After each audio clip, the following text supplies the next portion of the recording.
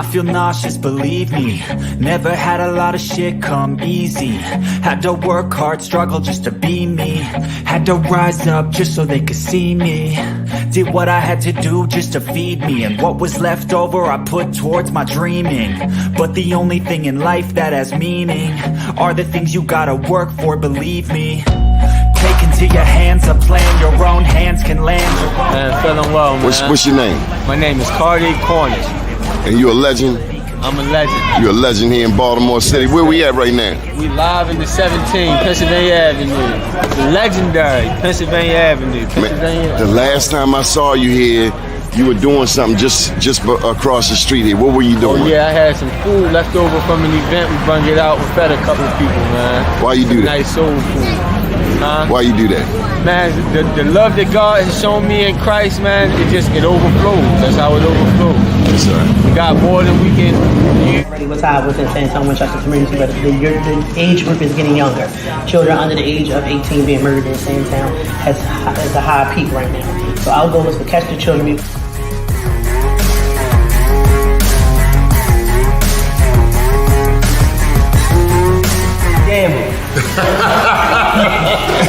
going hard, man. You going hard on that man today. So what do you think, Mr. Mayor? You got manufacturing right here, helping our young people despite all of the challenges in the city of Baltimore, right here on North Avenue. Nah, it's really about the growth. Just knowing being there when they were down in Fort Covington and seeing how far it's grown. Like you said earlier, like getting the Sorbet, where we got the Sorbet at the beginning, but now being able to, when I'm at Camden Yards, get it, or anytime I'm down at Harbor Place to get it, and folks to not even know, but they gonna know now that like this is coming from young people in West Baltimore, right there in West Baltimore on North Avenue, where they think nothing great comes from, but they can see it with the young people. If you work for it, it's only worth it if you work for it.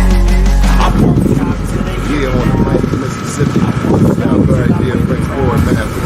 A beautiful town, just leaving Algiers, which is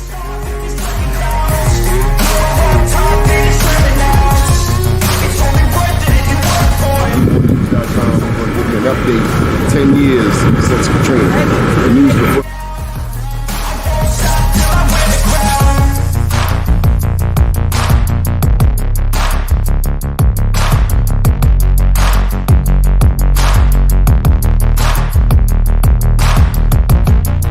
All right, y'all, this is what I came to New York for. Besides the Black Wall Street Awards, we're going ahead and get some of this real good jerk chicken. Donnie Glover, out.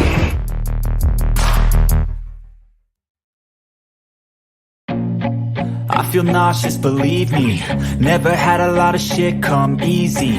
Had to work hard, struggle just to be me.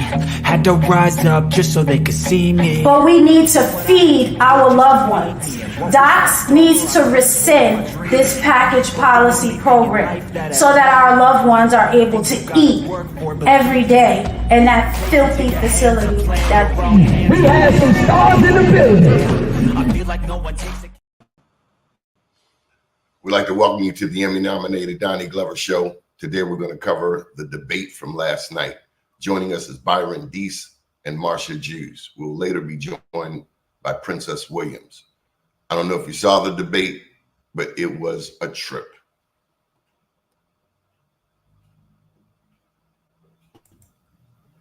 Good morning, Byron. Brother Glover, good morning, man. Good morning. How you feeling? Feeling grateful. Good morning, Marcia. How are you? I'm fine if I could get this doggone back screen to work, but y'all we gonna keep it moving. Okay, just stay still. So, what'd you think, Marcia, of what you saw? Yeah, that says it all. I was really disappointed. We're talking about the President of the United States, and we have giggles on there. You have people saying stuff that doesn't even make sense. Donald Trump is off the rails as usual. Kamala thought everything was funny, opposed to looking at the critical piece that our nation is in trouble. The leadership in this nation is absent. And last night's show was just that. It was a 2-ring circus. Byron Dees, your thoughts? Well, I really thought it was more of a coming out party, if you will, for Kamala Harris. It was an opportunity for people to see who she is and who she wants to be, and outlining her ability, and does she fit the style test, if you will. I mean, debates in the Trump era are not the debates that we're used to, anytime pre-Trump, right, where you actually got a chance to unpack policy and got a chance to really understand the viewpoints of each other. You're really just jabbing back and forth. That's just what the climate we're in over the past, I would say, 10 years, or definitely since the Trump era. But yesterday was really a coming out party for Kamala Harris, for folks who would say I'd never vote for a Kamala Harris. They had a chance to really take a look and say, wait a second, are the views that I actually had of her, does it still stand? Did she change anybody's mindset yesterday concerning her? I mean, you got what you got from Trump. Trump does what he does. That's his approach. But it was really more about, can Kamala Harris dance on the world stage in a debate format? And I thought she did. I'm going to tell you something. This is a sidebar that I learned. I saw a commercial. I saw a Larry Hogan commercial. And in that commercial, he was asked if he would support the Republican nominee. It totally changed my perspective of Larry Hogan. He said that he would. That means that he would support a Trump.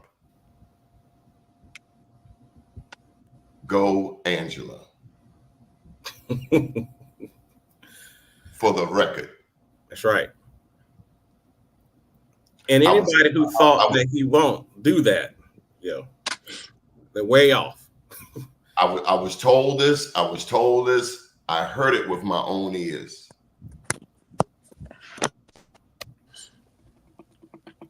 Go Angela. We need to get her on the show. Okay, so let's go through. I'm looking at a BBC article. What do you think of the initial greeting where Kamala went and shook his hand? I think it was Rachel Maddow's show. It was stated that she cornered him.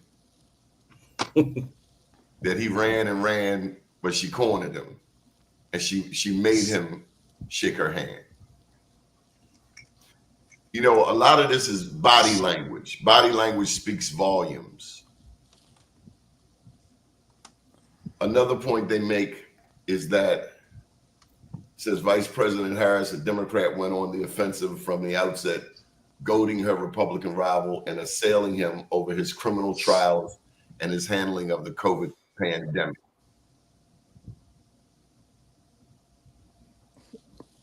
But Marsha, you make an interesting point. You said she thought everything was funny. Yeah, she laughed through the whole daggone thing.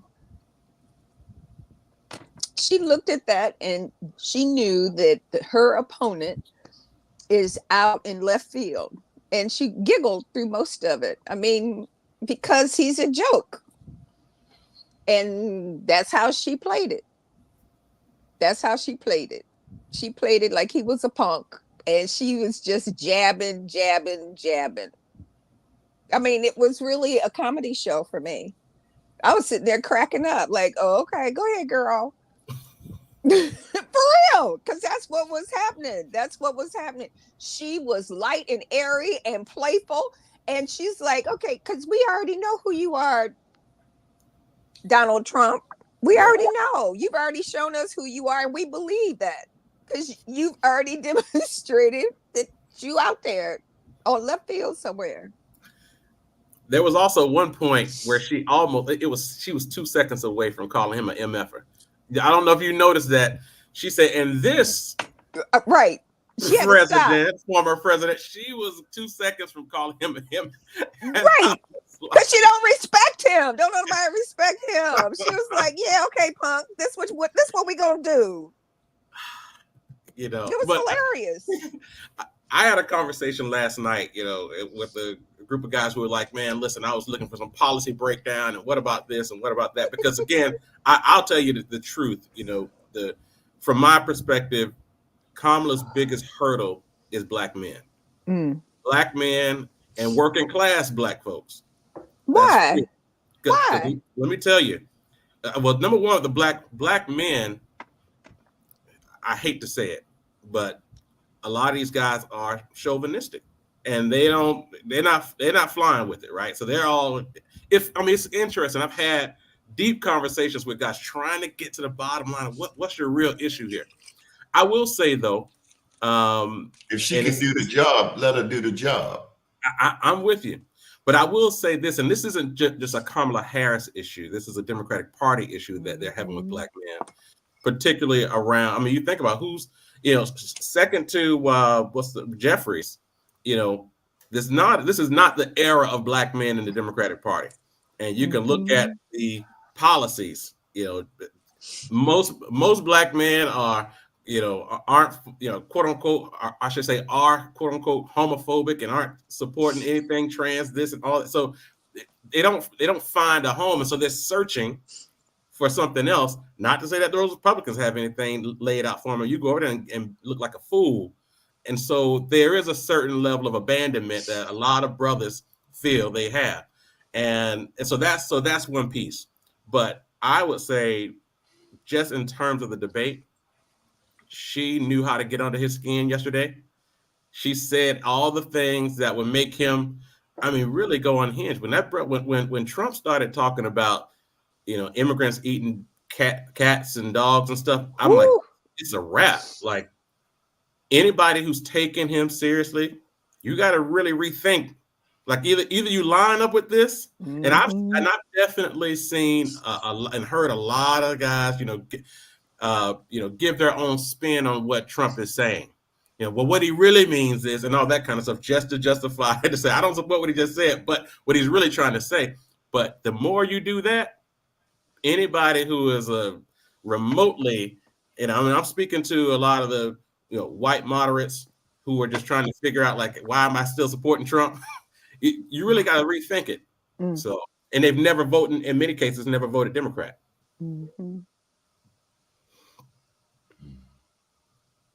He just seemed like he was out of place. He was uncomfortable. He was really uncomfortable. He didn't know how to deal with that. It was a lot for him. Harris poked fun at his crowd size at his rallies, that people were leaving early. That was a direct jab, man. Anybody who's she was at war. Yeah. Her goal was to put him down. She didn't use a gun, but she sat him down.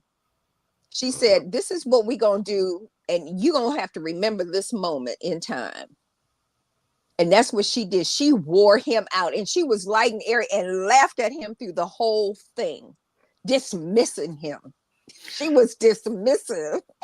How did you feel when Trump said that now she is a black person?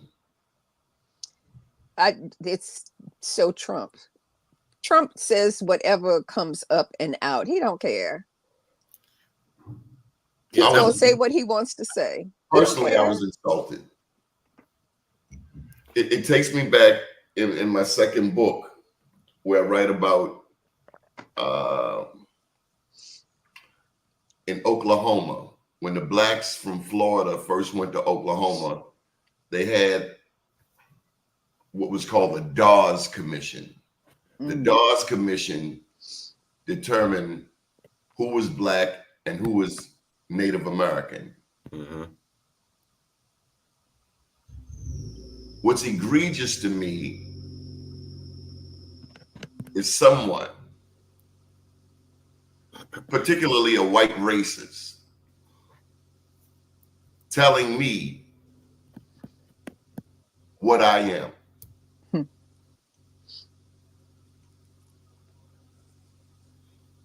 I mean, you can look at her and tell she's a black woman. Everybody got black DNA. Scientifically, the oldest DNA on Earth comes from Namibia, the San Bushmen. The oldest DNA on Earth. So every person on Earth, white, black, Asian, Latino, the oldest DNA on Earth comes out of Africa. The truth be told, everybody is African. Yes. But to have a white racist comment or attempt to define or determine what a person of color is, to me, it's an insult to every person of color. Yeah. Well, and I also think that he's doing his best to represent what he identifies as his base, which is white working class people, and to articulate their viewpoint on people who are mixed race, people who are black, who are whatever the case, who cares? And that's what he said. He's like, I don't care what she is. Like, that was his words. I don't care what she is. That's the way his base feels about anybody that's non-white. Period. And so, that's just, he's just sharing the viewpoint of his base.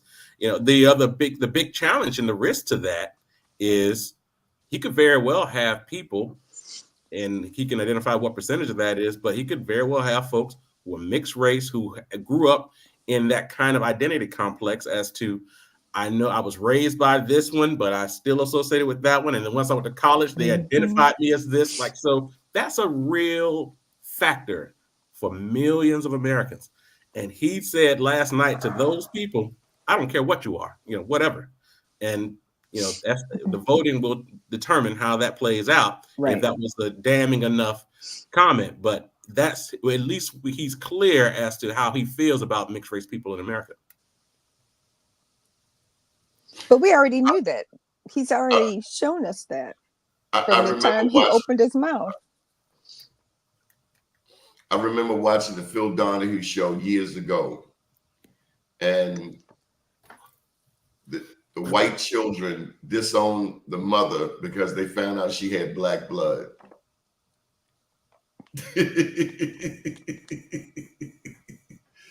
If your mother got mixed blood, then you got it, big dummy. Disown yourself, and they probably did subconsciously disown themselves too. So it's sad. He called her a Marxist. Where did that come from? I mean, and he said her father was a Marxist. Where did that come from? I mean, you got to know that's just how they talk about anybody who's a Democrat. Now, and I think what he also tried to do was poke at her about her relationship with her father by bringing up, say, your father's a Marxist, was a Marxist. And anytime she tells her story, she opens up the fact she grew up with both families, and once they divorced, her mother raised her. So at that point, that leaves kind of an open, vulnerable wound, if you will. And her dad's still alive, right? So he was trying to jab at it. She didn't take the bait, but he was jabbing at a potential, soft point for her. But yeah, that's just what Republicans, they highlight any economic policy that a Democrat puts out. It's a Marxist approach, and that's old school. Well, people already know where the racism is coming from. They already know that folks are trying to hide what they can, but it all comes out in the light. So the reality is that we have a woman of color who may or may not deal with the foolishness that the Trumps are presenting to us. The reality is that it's all fair game as far as she's concerned. And she's going to come out there and do what she wants to do. She's going to say what she needs to say, and she's going to keep it moving. And if you can't deal with it, you're on your own. She don't care. She kept saying that Trump is trying to divide the American people. Your thoughts? Well, Trump is trying to get whatever he needs to get done. He's going to do what he needs to do to get to where he needs to get. And he don't care about nobody. And if you in the way, he's going to remove you. Period. He doesn't care. He wants to be president. That's his mission. Yeah. And anything in his way, he's going to try to knock it down if it's going to impact his movement. Period. He doesn't care. He's not interested. What do you think of Black people who support Trump? I think that this is America and they can do what they want to do. Yeah, I mean, that's definitely right. I do think, though, when you start breaking up the subcategories of the folks who are actually voting for Trump, there are actually, Black conservatives, especially when you think about, growing up in the South, people who are born and raised in the church and have views that line up with, at least from a social perspective, there are people who are, I would say socially conservative, if you will, maybe fiscally moderate or whatever the case may be. So that's that demographic, and they've been like that long before Trump, right? Now you have in the Trump era, Black folks who are now supporting Trump. So that's the real question. Why are you there? And let's give me some policy reasons why you support this man, why you are willing to wear a MAGA hat. What policy agenda ran you over there? I personally, in my personal opinion, I think it wasn't a situation of I'm just so pro-Trump. It's that because in most cases we're talking about Black men. It's not a lot of Black women who are running over there wearing, this couple, small fringe group. But in most cases we're talking about Black men who in many ways, and I work with a lot of them on the wealth management side, who are hoping to create wealth, want to become millionaires and billionaires, and they have looked at that model and say, hey, why, the GOP, they cut your taxes. I need my taxes cut. The new Black entrepreneur, first generation wealth folks, like that generation and that demographic of folks, they are, at least from an economic policy perspective, supporting Trump. And so you have that group, but once you get into the populace, outside of all those different groups, I mean, it's hard to identify folks why they would support Trump, given his demeanor, given the things that he says, given his definitely, lack of real interest in anything Black. So, that part is a head scratcher. Marcia and Byron, I want you to welcome Princess to the show. Hi, Princess. Hi, good morning. Good morning. Yes, how are you doing today? We're great. Lovely. How about you? Lovely. Wonderful, wonderful. I had to get up and do that mom role, dropping my son off at school. So, yes, I'm wonderful. Thank you for asking. Love it. Marcia, you may remember Princess back from when Corey was working with us back around 2006. Oh, my goodness. Oh, so you grown now, for real. I have. I remember you, Marsha Jews. I'm still striving and trying to be like Marsha. Oh, Marsha's Lord. breaking down walls, shattering windows for all the women out there. Yes. Yes, that was about 20 years ago. But I remember just like, being a very new intern and just like looking up. Oh, my God. Oh, Yeah. my goodness. Yeah. Girl, that's wonderful. I love Thank it. you. Those Thank are you. sweet memories. Thank you for sharing that. And look at you now. So let's talk about you and what you're doing. Oh, you're so sweet. Okay, so my name is Princess Tykara Williams, and I am now the owner and creator of Voiceover Inspires Entertainment, which I started when I became a new mother. It was the year 2021 during the COVID pandemic. At the time, I was working for the federal government. I needed a workplace accommodation to breastfeed my son because he was a baby. When I say baby, he was just born. Yeah. Unfortunately, that accommodation was denied. They told me they could not accommodate my request. And so I needed 30 minutes because, as I don't know, a lot of us might know, but juggling the role of new mom, breastfeeding, working a full-time job during the COVID pandemic meant my son was literally on the floor crawling around playing with toys while I was on the phone taking calls and breastfeeding. So I had the breast milk in one arm, literally, and I had the baby on another, and I had a full-time job, and it was a lot. Right. So That's real. that's real. I needed an accommodation. They told me no.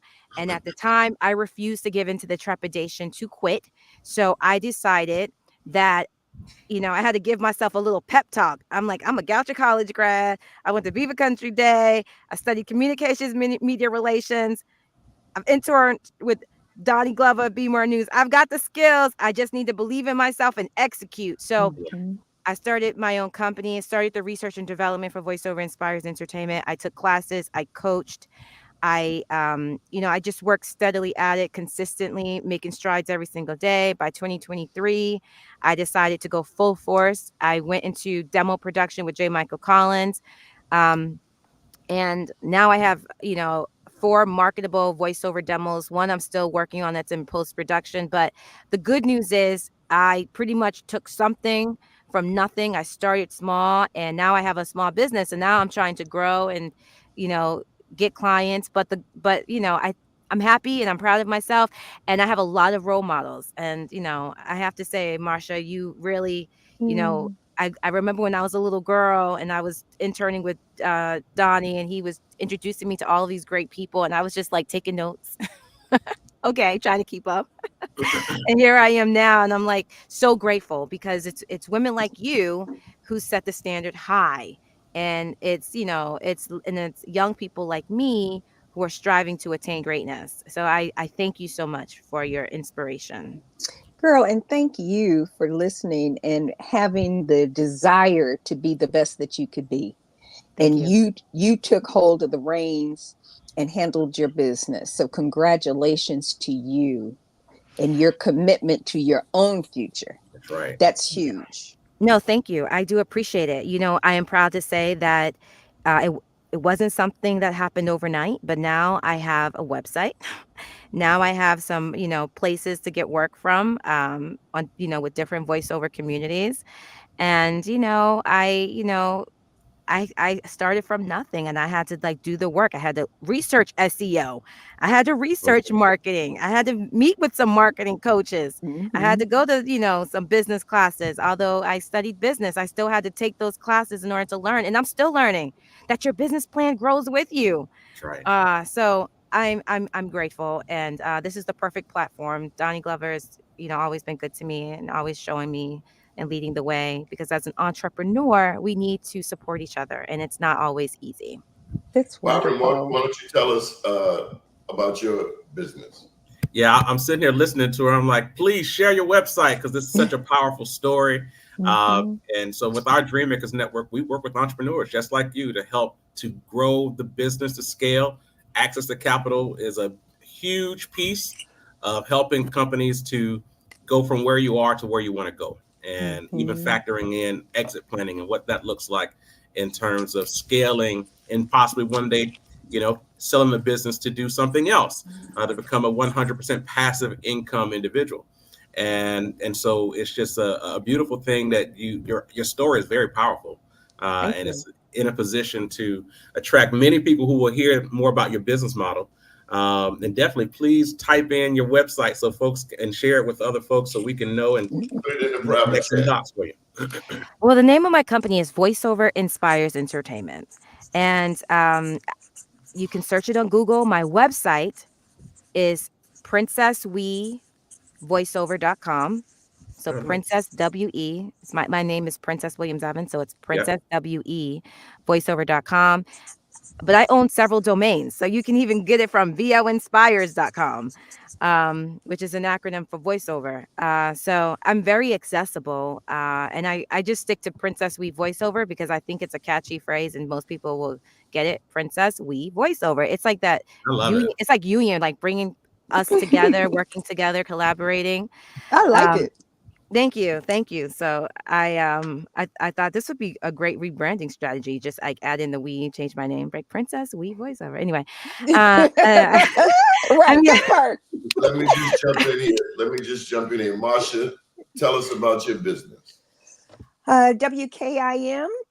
We have online shows, and we also do voiceovers, but moreover, we do conference planning and exhibits and expositions and that type of thing. So we've got some experience setting up military expositions and others. So those are our two main areas. And then sitting here chatting with Donnie Glover on these shows that he's taught me how to do. Thank you, Donnie. And you formerly had a art studio in Harlem. I had an art gallery, Art gallery. Zaj in Harlem at 124 in St. Nicholas, across the street from George Faison. And she's an undercover race car driver. Really? Only if we go into New York. She can get from Baltimore to New York in 1 hour. Wow. Child, he was trying to hold on to the inside of the car, and he oh, talk about put the pedal to the metal. Boy, he was in a done. thunderstorm, Byron. She can get from Baltimore to New York in a thunderstorm in 1 hour. That is so funny. He was done. He was done. Who And needs a speed rail? He couldn't get out. He couldn't get out. Speaking of which, did any of you see the Tyreek Hill arrest? I did. No. I saw it on the news. I saw it. No. What? What The happened? Tyreek Hill. He's a wide receiver for the Dolphins. Yep. So I understand he's the highest paid. He's one of the highest paid athletes, football players in the NFL. Mm-hmm. I got a comment. I'm 56 years old. I'm 59. I don't even know how old I am. You just old. You just old. That's all. You just look young and good. 56, maybe I'm 59. I'm not sure. You just old. When the police tell you to roll down your window, I'm from Baltimore. Does that mean roll down your window? Roll down your window. Isn't that what it says? The first thing out of his mouth was, "You hitting on my glass like you hitting on my glass like you crazy." Hold up, pimp. That part. The man asked you to roll down your window. You speeding. That means you breaking law. That's crazy. And it wasn't a white cop. It was a Latino cop. Now, I understand that Miami is crazy. I understand Miami is wild. But if law enforcement says roll down your window, period. Roll down your window.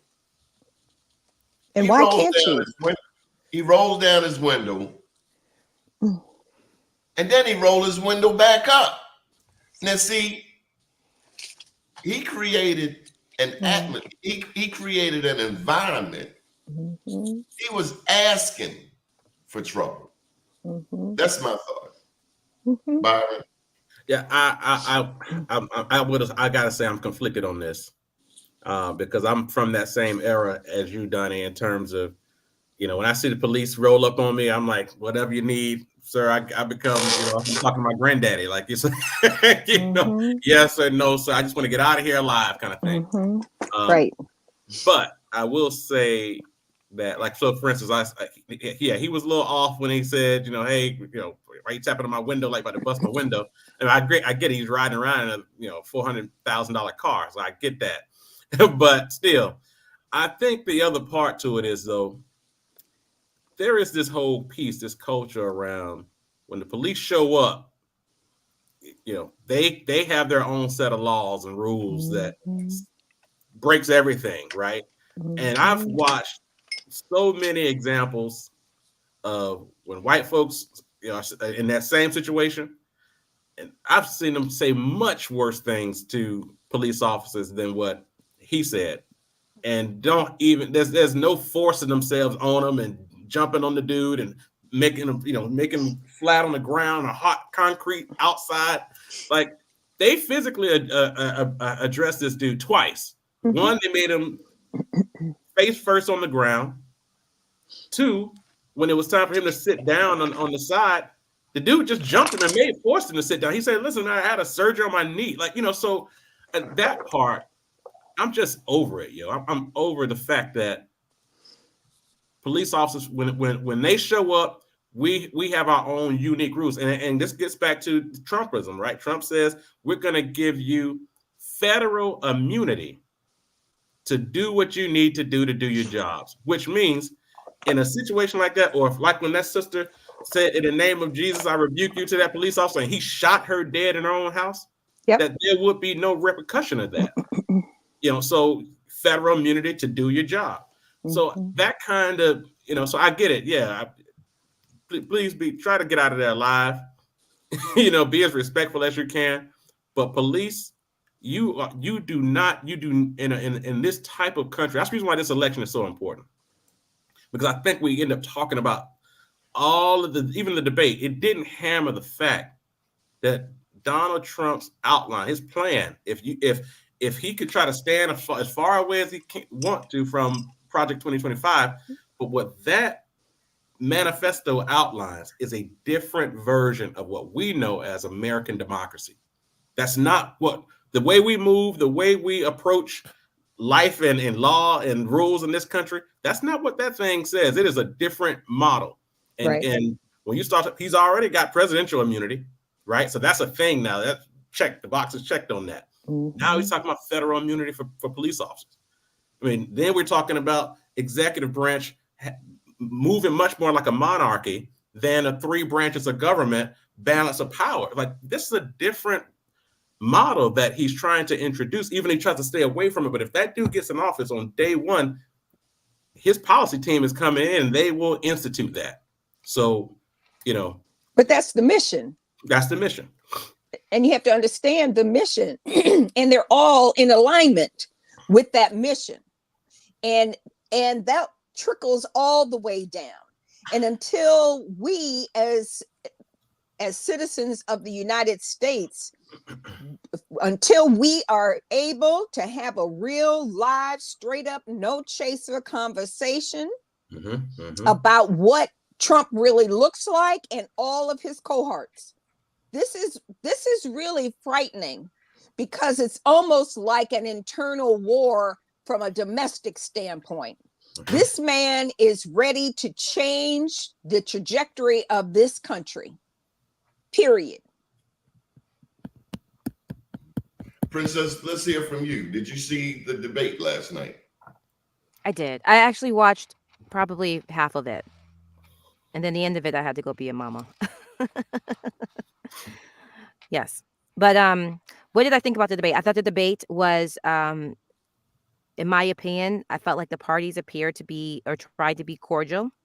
What I was hoping to happen in yesterday's debate was a respectful conversation, because what's taken place live at these rallies and, on podiums is a disrespectful rhetoric, which appears to be targeted at brown-skinned people and and Kamala Harris. So my issues there were, I wanted him to be respectful, and I wanted there to be substantive address of the questions asked.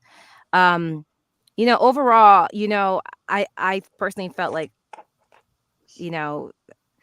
Kamala Harris did a great job. I think that it's very clear that, and I think she did a good job at pointing out that our former President Trump has some criminal matters that will be coming up in November. And that to me stood out, because I think it was a true tale for what might come.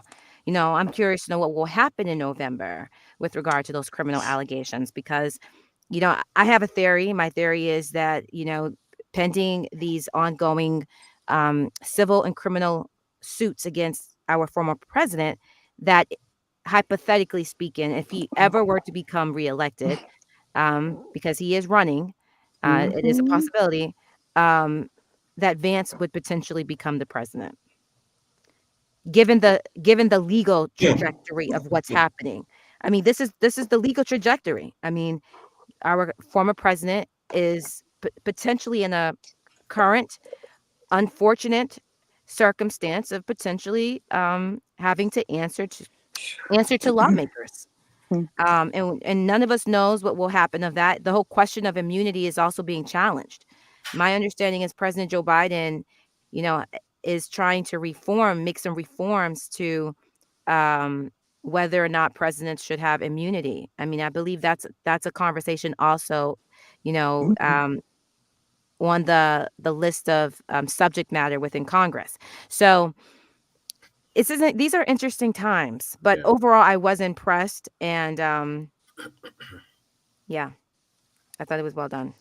But now with regard to Tyreek, I think that, what saddens me as a young person is the lack of disrespect, that there's just no kindness. I think that there's a way to pull people over and be polite and cordial. And I think that the people, in these circumstances, like Byron said, I think we have to remember that when a police officer, pulls us over, or we hear those sirens, we know pull over, we know follow suit. Historically speaking, our race, I'm a brown skinned African-American Honduran woman, but I'm not silly.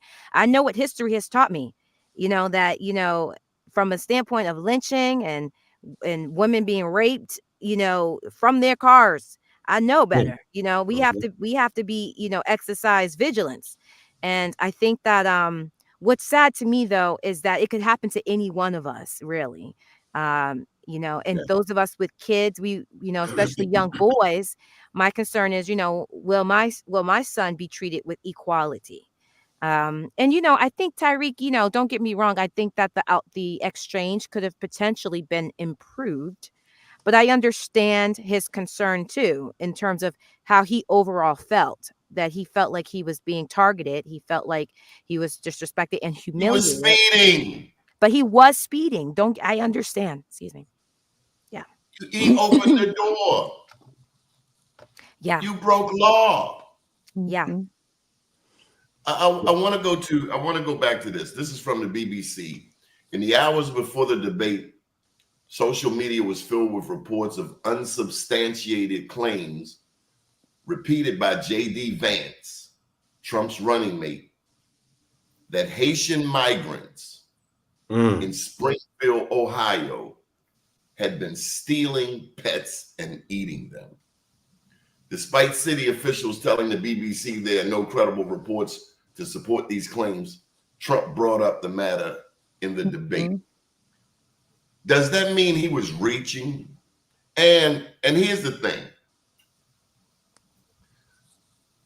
When you mention the Haitian immigrants, all I can think about is the Haitian immigrants being met by men on horseback with whips.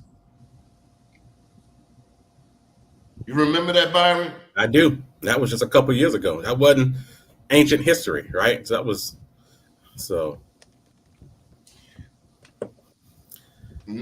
Latinos come across that border all the time. All the time. Daily. I've never seen them met by men on horseback with whips. But the black immigrants from Haiti, and Haiti is, to me, they are the strongest black people in the Western Hemisphere. For those who may not know, the Haitian Revolution represents the only instance where blacks kicked out the European colonizers, in their case, the French, Napoleon. So yes, sir. I have mad love for Haiti.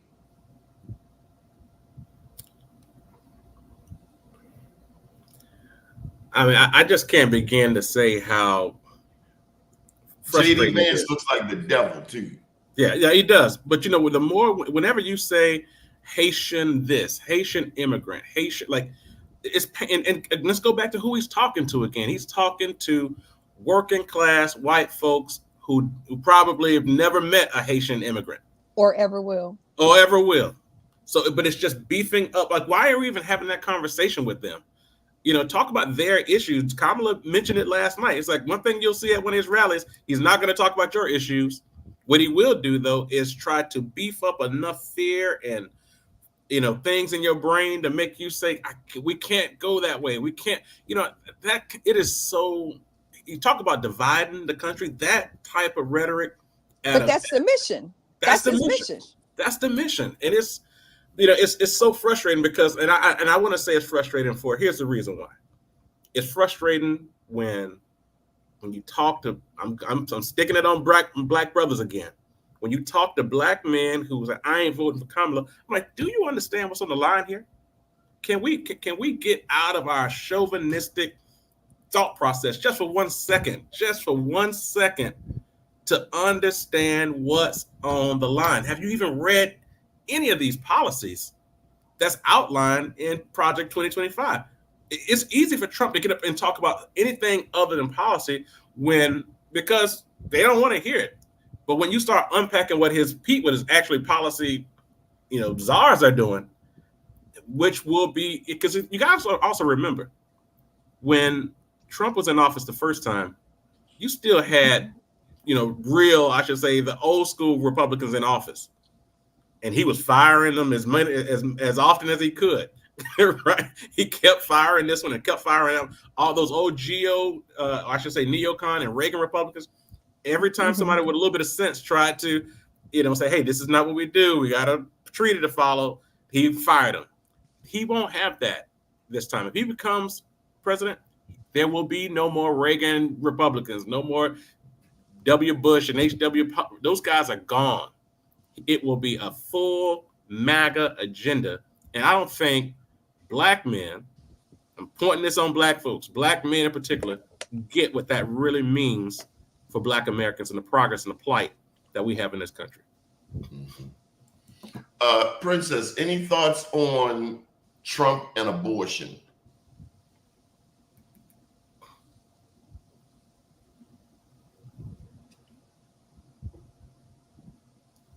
Oh, you're muted. You're muted. You're muted. Okay, I'm unmuted. Thank you so much. Yesterday, you know that mic is covering your face. Oh, I'm so sorry. Let me show my beautiful face. Okay, thank you. Is that better? Yes. Okay. My thoughts on abortion are, because I'm a woman, and I understand there are exceptions President Trump raised yesterday, our former President Trump raised yesterday. My thoughts are that I'm 100% pro-choice as a woman. I believe that what happens to my body is a decision I should be given the opportunity to decide. I think as a woman, I am, after having a child, carrying that child 9 months, and the potential for complications, and then the risk of rape. I think that given the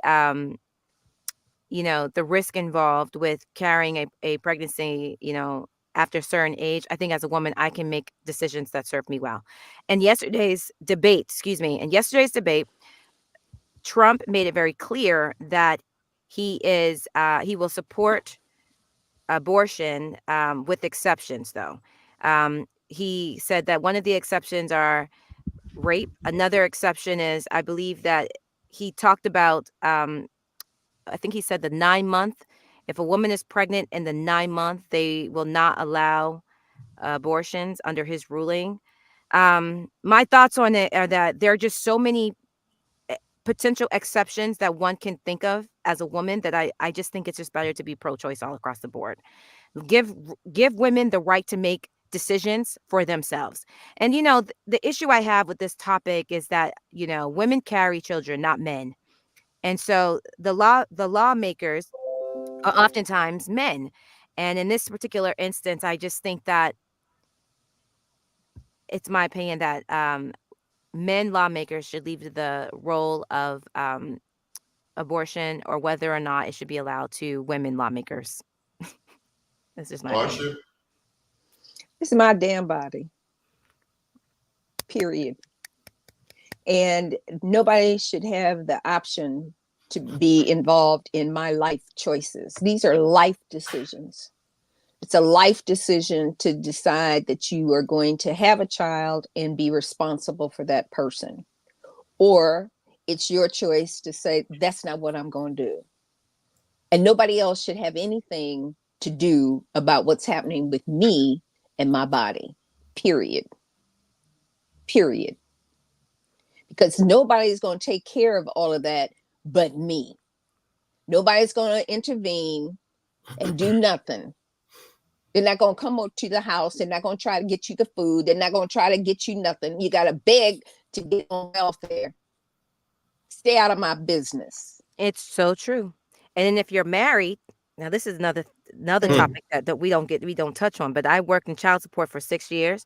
If you're married and you're a woman and your income exceeds a certain threshold, but you need money, you need food stamps. If you need food, you don't always qualify if your husband's income exceeds yours, even if your income is zero, because they look at the household income. And that's something to consider, because a lot of men are outside of the home.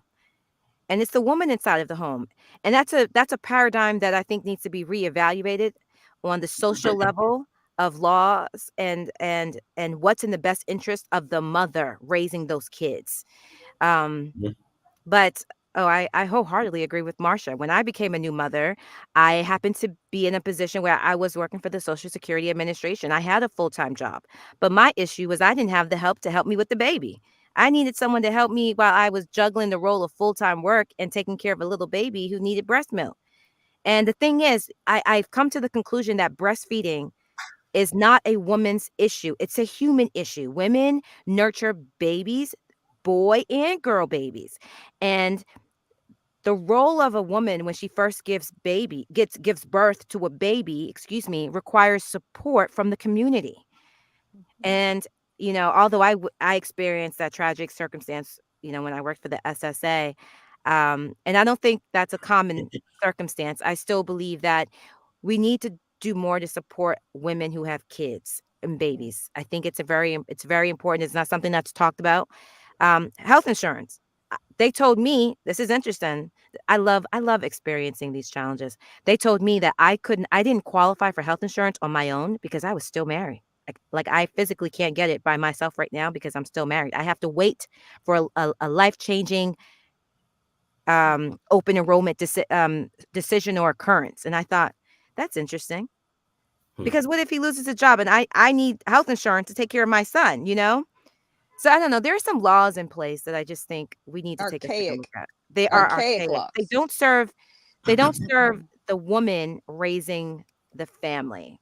And not that men don't raise kids, they do. But like my mother used to say, because there are some great men out there, there are wonderful men, fathers, they're great supporters. But at the end of the day, my mother said to me when I was a little girl, the nurturing aspect of child rearing usually falls on a woman. That usually when kids are born, from the moment they enter the world, it's usually that woman that takes on and champions the role and responsibility of nurturing. So I want to handle this question from Irvin Reed. He poses, why is it when a black person, especially a black man, doesn't support VP Kamala Harris, they don't understand what's at stake? It's simple, Irvin, because Trump's a racist. And why would you support a racist? Period. Now, I understand that not only was Kamala a prosecutor, but so is Angela Alsobrooks a prosecutor. But considering the racists who stand to benefit, I cannot understand why any black person would support a Trump. Right. He's trash. He's a traitor. He caused an insurrection that caused 5 deaths. He has 34 indictments. And if it were Obama, he would be under the jail. Yep. So that's why, Irvin Reed. And I can send you a link if you care to join us. Yeah. I want to touch on that. So I'm glad, because Irvin Reed has made that point before. And I think I think he's highlighting a very, very important point that, and I'm just looking at this from a pure political perspective of why Kamala Harris has a lot of work to do in terms of with black men, and particularly black men who have a criminal history, because you can also look at the fact that California is the largest state in the country. And so think about the amount of, crime that happens in a state like that, and the amount of Black people who committed crimes and had to go to jail under her watch. So that alone is, a factor, right? I don't think what we don't talk about when we talk about Kamala Harris and her prosecutorial background is that she was the one, Marilyn Mosby's program that she came up with, Aim to Be More, which was the nonviolent effect where you could get your record expunged if you have a nonviolent offense. She got that from Kamala Harris.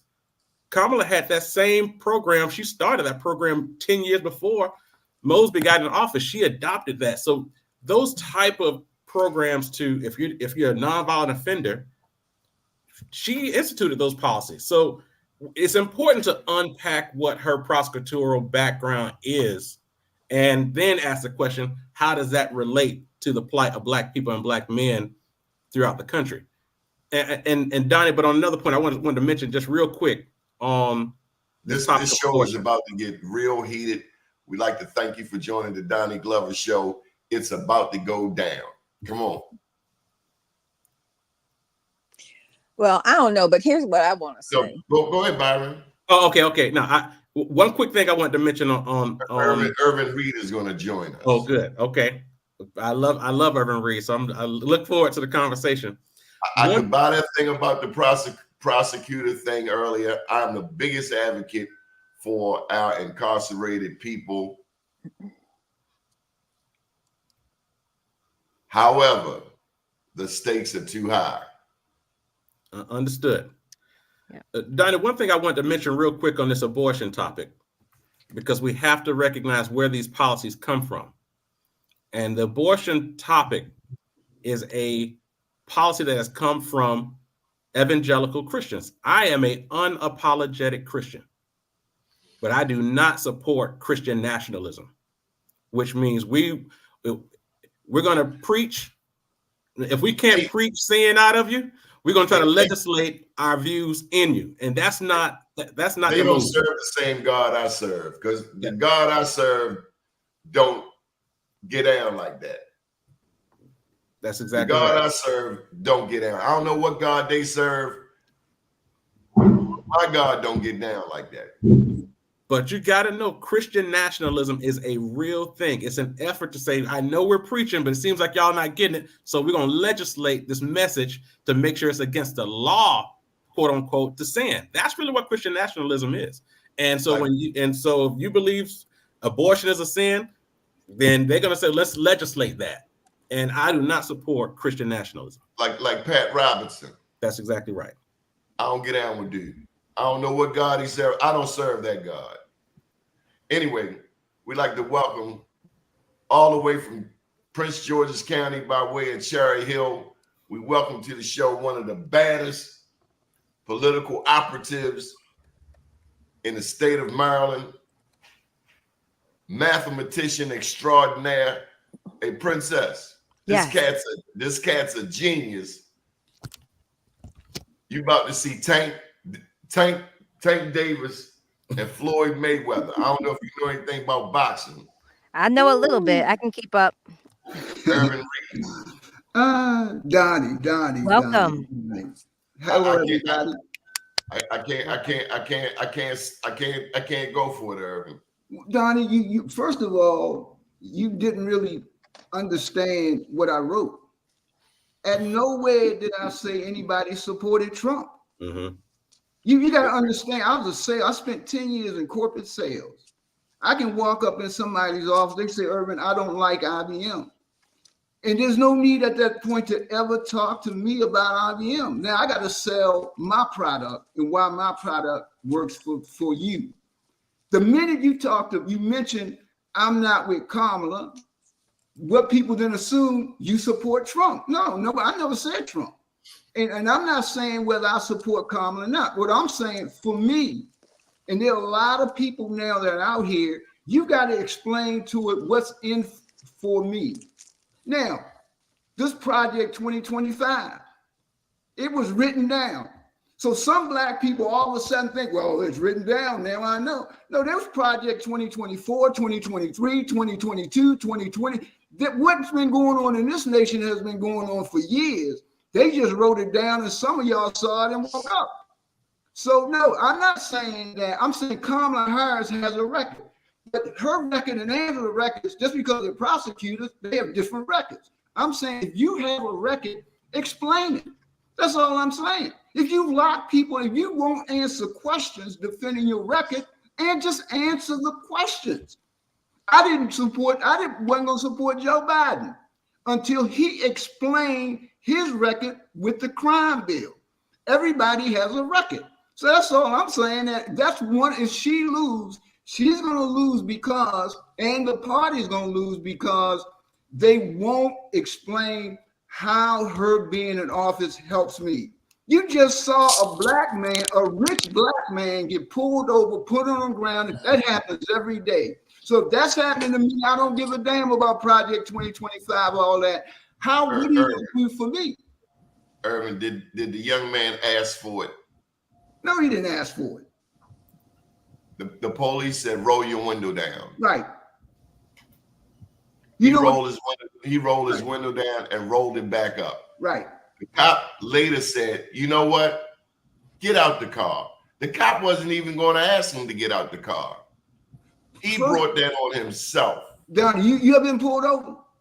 Damn right. Yeah, you know, cop pulled me over. I give my stuff. They go back to their car and look it up and then come back. They don't sit here and start tapping on my window and doing that. Ain't a cop's job to do that. That cop. The cop pulled you over. Right. He has the authority. You from Baltimore? No, he don't have. No, he don't have. You know, he don't have that authority. He can't tell me what authority. He got. I'm under arrest. Then he get me out the car. That's right. Yeah, you just can't tell me to do this, do that. No, you don't have that authority. Not until he reads me my rights. Right. Huh? He got to read Miranda rights before he has the authority. You just can't tell me what to do. You can ask me to do things if you want, but when I'm saying the cop can't tell you to roll down your window. He rolled down his window, gave me the information, then the cop should have went and ran whatever ran, gave him a ticket to do whatever. He can do that, yeah. Yeah. But you can't tell him to get out the car. Okay, Irvin. Irvin, do you talk crap to the police? No, I don't. No. He brought it on himself. So I just want to answer one question because I think legally speaking, like Doni and I, we had a conversation today on this show that what typically happens from as a standard practice, or what should potentially happen, is we just comply with what is asked of us. So if a police officer comes to our vehicle, it's just wise to say, okay, officer, what have I done? How can I help you? If they ask you to roll your window down, it's wise to just follow suit. But legally, the question is, are we legally required to roll down a window if a police officer asks without a warrant? The answer is no. No. Technically speaking, you in Florida. Tyreek, I know, but although he was speeding and he broke the law, it's an issue of property. Tyreek was in his own vehicle, and then the police officer, what you said, he knocked on the window. I have to check that out, verify that report. But the bottom line is, legally, Tyreek did not. I don't know. Okay, let's just stick to the facts. Legally, he is not required to roll down the window, because I don't think the officer had a warrant.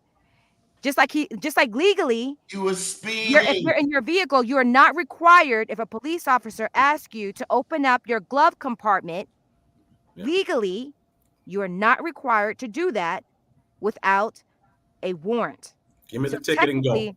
So you get a ticket, right? So the problem with some of these altercations is I think the police sometimes take advantage. But here's the thing: we'll go back to Irvin. I just wanted to put that out there. Thank you, Princess. Oh, you're welcome. Try that in Baltimore. No, Doni, I'm not saying try. I'm saying right is right and wrong, and there are laws. You're saying he's asking for. He can say what he want to say to the cop. He can call him a name and do all of that. That's his right. Neither you nor Byron would say what he said to the police. Right. I bet you my life you wouldn't. Right. No, that's true. That's true. Because we want to get out alive, but legally, say what you want to say. I mean, we hadn't broken. That's the whole point. Give me your ticket. In Florida, man. What are you gonna do and get on out of here? You in Florida? Do you remember Trayvon Martin? These But people. Donnie, you're saying he's asking for it. No, the cop was wrong. These are laws that are in place. And if you have a prosecutor that then can now make sure this cop go after them. I'm tired of being, look, Tariq ain't no second-class citizen. Let's be clear. He's going to be a first-class citizen. Very privileged. He was acting above the law. No, the law says he didn't have to get out the car. Or he's going to arrest him and say, look, they weren't going to ask him to get out the car. But they okay, we're gonna need a lawyer. But you don't have to. A cop can only ask you so much. Marsha, stop playing with your camera. What you think, Marsha? Marsha, can you hear us? Hey, Marsha. I think good. Okay. So the question is, according to some report read, Tyreek Hill was forcefully pulled out of his car by Miami-Dade police and handcuffed for about 15 minutes after rolling up his window during the traffic stop when an officer asked him to keep it rolled down. But he was not arrested and ultimately received 2 traffic citations. So, that's the part of concern that he was pulled out of his car. After he pressed on the cops and rolled his window back up. Donnie, there's no law that say you can't flex on a cop. That's the law. I don't know what do we want to go by. The law says you can call him a name and do whatever. You a black man in Florida. Okay. In Miami. You know what? You know why I like Wayne Curry so much? Wayne Curry is the first black county executive. Do you remember Trayvon Martin? You remember George Zimmerman got away with killing him? Avoid trouble. But okay. The first thing out of Tyreek's mouth was, "You hitting on my window. You hitting on my window. You hitting on my window." No, Tyreek rolled his window down and gave that man his license and registration. He should have went back to his car, ran it, gave him a ticket to do what he got to do. At that point, Tyreek don't have to do a lot. Yeah, this man, just because you're a cop, you just can't do things to people. See, that's why we need to elect people that are gonna, prosecutors in particular and judges that are gonna make sure they uphold the law. But why can't we make certain that there are some legislations that are put in place that deals with the area of or the confinement of what police officers can and cannot do? And until there is something written into law, we're going to have to keep dealing with these same people who are going to shoot from the hip, literally, and say and do what they want to do. We have not changed any laws or anything that confines police into a box when they're dealing with stops in the car, because it's not right. They're doing what they want to do, and they're doing it any way that they want, and they're getting away with it. And we've allowed it. We have all these whole legislative black caucus for the whole United States of America. Any laws been changed to make that happen? That's what needs to be happening. Okay, check it out. When you go from Baltimore and you go into New York, you go through Harford County. The next county after Harford County is Cecil County. That is one county that I don't want no trouble in, because the Klan lives there. Princess, you live in Harford. Do you go to Cecil County? Not really. I don't have a reason to. Oh, I would if they had some programming I needed, but I don't have much of a reason to go there. However, Harford County is very rural. So where I live near cows. I see cows on my way to the farm. There's a farm about 10 minutes from where I live. It's totally different from Baltimore City in that regard. It's not as Cecil County is even more different. Cecil it's very County is where different. the Klan. I want to get through Cecil County as quick as possible. Harford County ain't always my cup of tea, but it's better than Cecil County. Why? Because the Klan live there. It's like going out to the zoo and smacking the lion. I just don't think that's wise. No, I'm not saying it's wise. I'm saying legal and wise are two different things. What I'm saying to you, what Marsha said is what people don't understand about those that may not be supporting Kamala. What they're saying is that my situation where I'm, where thank God for Westmore, pardoning these people that were under, a system that has them handcuffed, that has a foot on their neck, and they don't care about, they're not necessarily supporting Trump, but they don't want to support her neither because they don't see the benefit. They're tired of being second class. And if you're telling me that I got to sit here and have a cop tell me A, B, C, and D, and I got to listen to him, then I'm second class. And I'm second class in nothing. And that's what I'm telling you, because if they do that to me, I'm going to have the wherewithal and the resources to basically make sure that that cop pays the price. Not most of us can't do that, Donnie. So they're tired of this system that does not work for them. That's not saying that they support this one. They're tired of this thing not working for them. Tell me about Larry Hogan and Angela Alston-Brooks. Last night on TV, I'm watching various reviews of the debate, and I come across this commercial where Larry Hogan says he's asked if he would support the Republican nominee, and he's with a smile on his face, he said yes, he would support the Republican nominee. At that very moment, he lost my vote. Okay. He doesn't have a choice. To some degree, he doesn't. Why? Because we understand, excuse me, we understand politics. We understand how decisions are made between the House of Representatives and the Senate. He has to do that. Whether he likes Trump or not, he is running for Republican senator.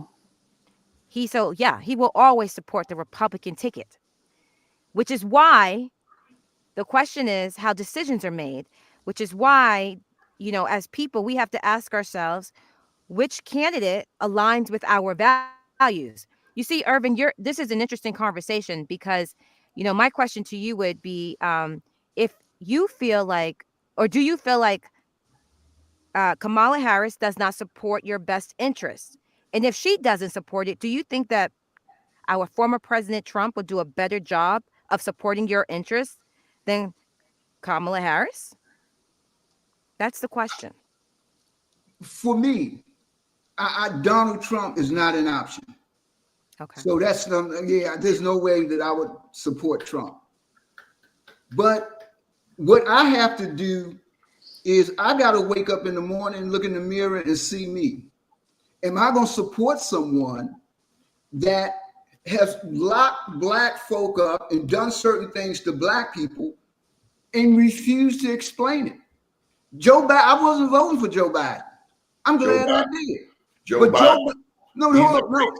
Joe Biden explained his position on the crime bill.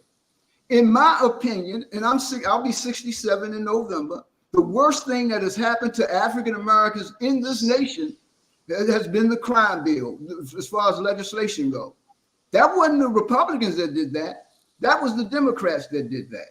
So when Kamala, I don't know what type of person she is. If she's going to allow somebody to be on death row and get DNA evidence and refuse to give it to their lawyer, then that tells me that you know better than a kid that's picking up a gun killing somebody.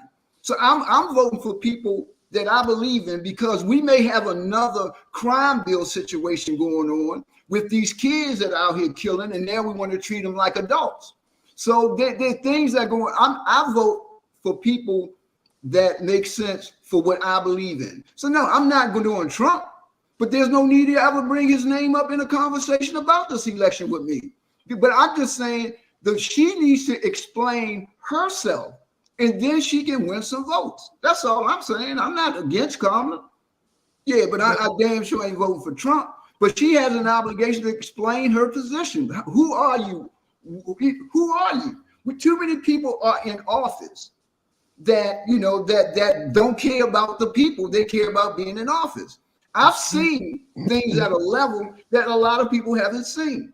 Back in 1998, Kirk Schmoke, Mayor of Baltimore, Wayne Curry, County Exec of Prince George's County, two highest ranking blacks in the state of Maryland, refused to endorse a Democratic governor because they said we need to work on education. This is a rich, we're not Louisiana, we're not Mississippi, we're a rich state. We can put the resources into the two lowest performing educational systems, Prince George's and Baltimore.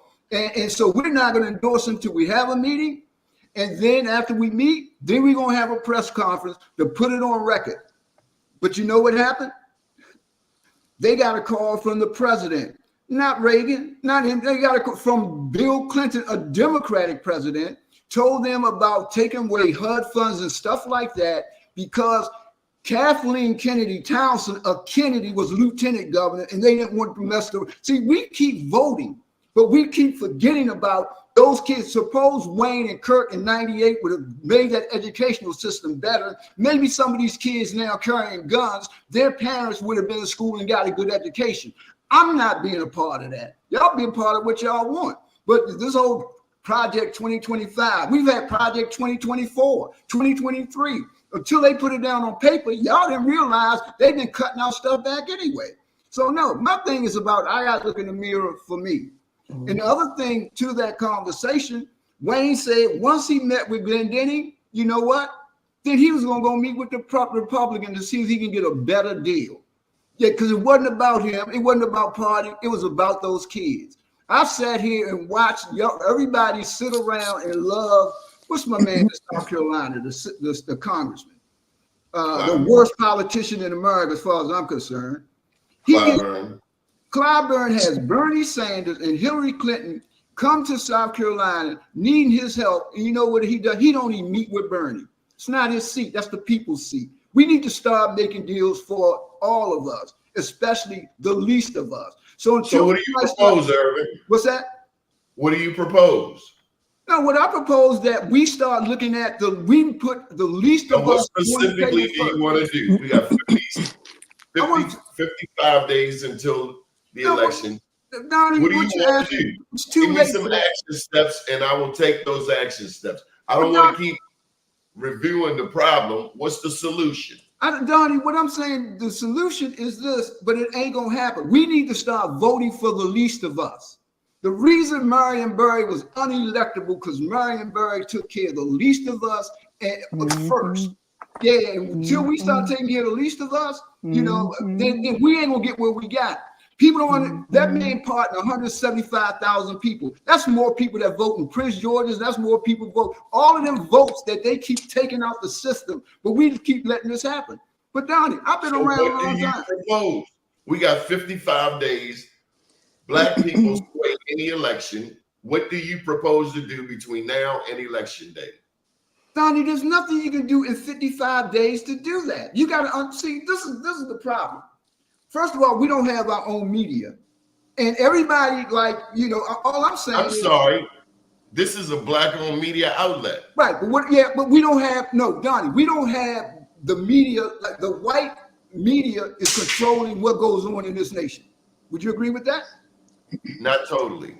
Oh, they because don't? That's to negate what Marsha does, what I do for a living. I know that this news outlet can help sway.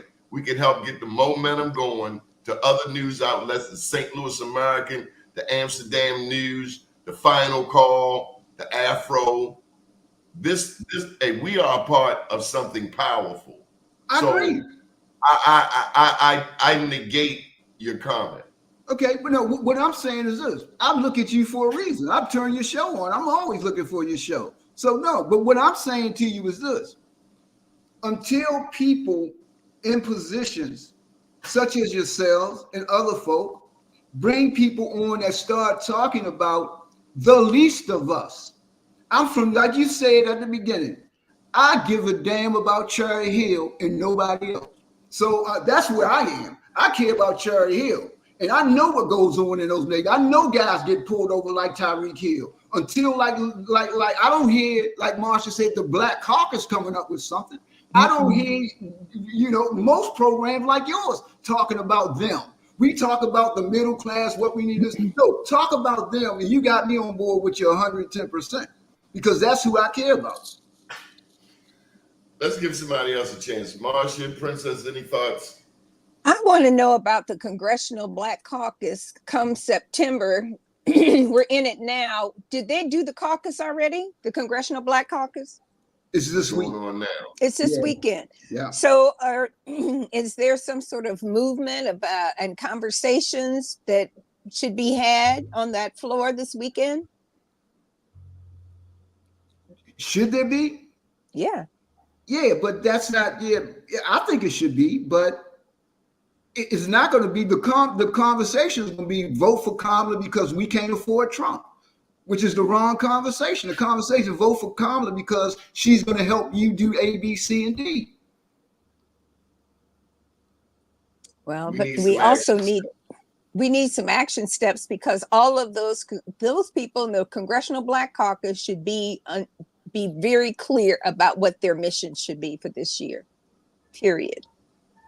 Irvin, why don't you pen an op-ed and we'll run it, and I promise to send it all over the country. Donnie, I'm not trying, Donnie. I done had the FBI at my door with mess around with. I've had Mike Miller tell, President of the Senate, I've been attacked. I'm not doing that anymore. Like I said, but those individuals that I can help, especially Cherry Hill individuals, that's what I'm going to do. But I understand, Donnie, I've been doing politics for a long time. When Wayne and Kirk decided not to support Glendenny, they got attacked by Black elected officials. So, man, I'm not going through that. Why am I going to go through that? We know what it is. People, Clyburn, that's the worst politician in the world. You're going to sit here and you got things going on in Flint, Michigan and all that. And he says he wouldn't even meet with Bernie. You meet with everybody and get the best deal.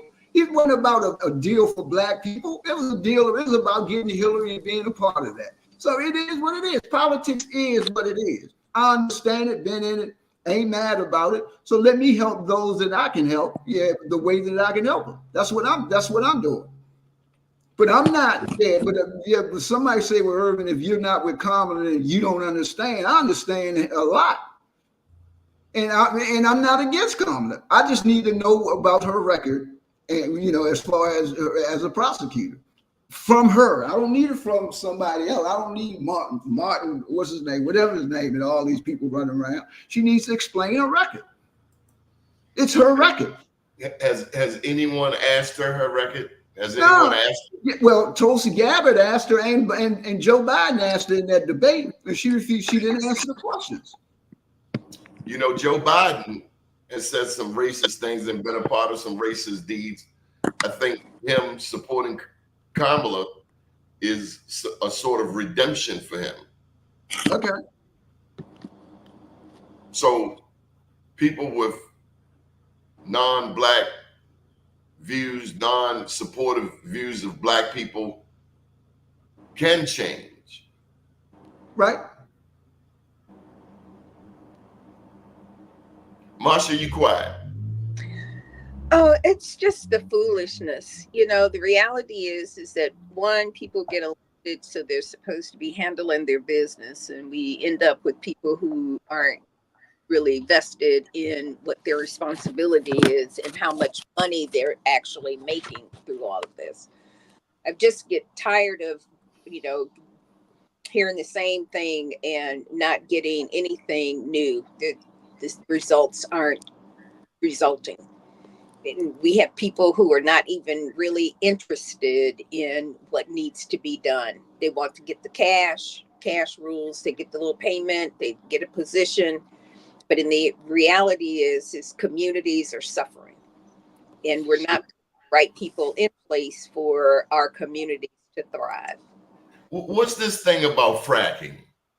About what? Fracking. Trump says that Kamala is against fracking. I don't know what fracking is. It's something to do with that environment, I guess. I don't know. You all have to look it up.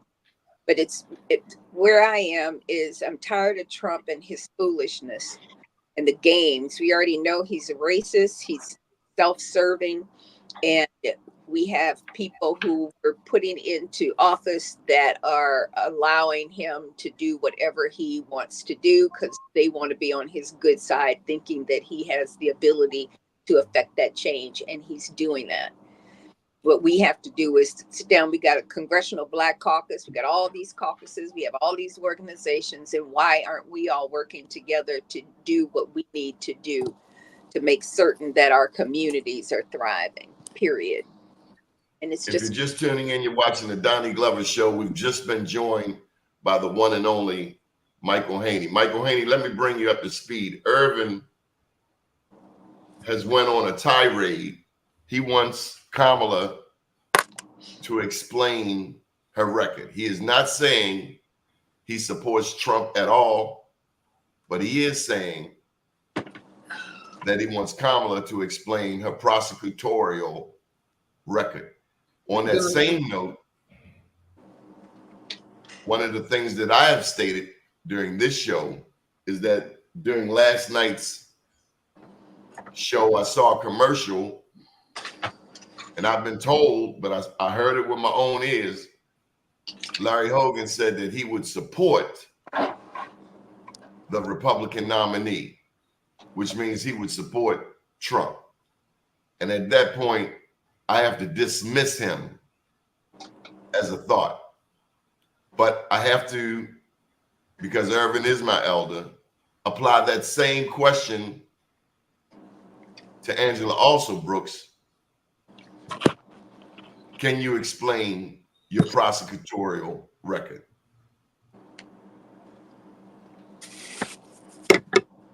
Well, Donnie, let me say this.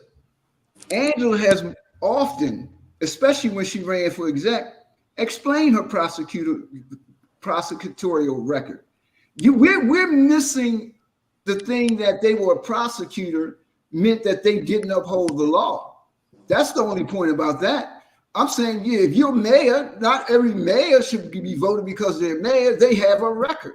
So no, Angela has a great record as a prosecutor in Prince George's County. What's the record? What's the record with black business? Okay, she was as a prosecutor? No, as okay. County executive, was she supportive of black contracts? I'm not going to get, I don't know her record, so I don't want to speak to her record. And to me, that's something that she should do.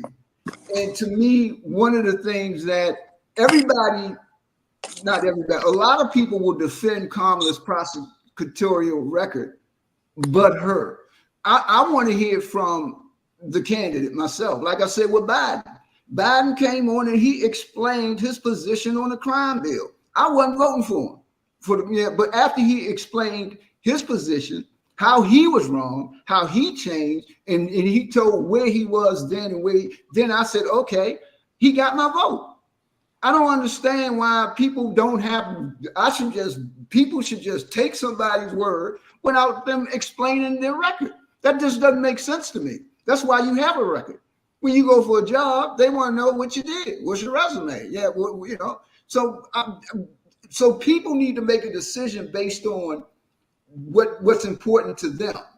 And for some reason, we've gotten to this thing with black folk and Democrat, where if they don't do that, then they does. Now, that has nothing to do with it. People look at things from their eyes, from their lens, not from your lens. Doni Glover get in trouble. Doni Glover gonna have a damn good lawyer, maybe the best lawyer in the state. Guess what? Right. There are a lot of people that won't have that. Yeah, I mean, so what about them? How do we protect them? But don't tell them about Trump ain't gonna do this and Trump. No, tell them how you're gonna improve their life. That's all I'm saying. I think every elected official should have to do that.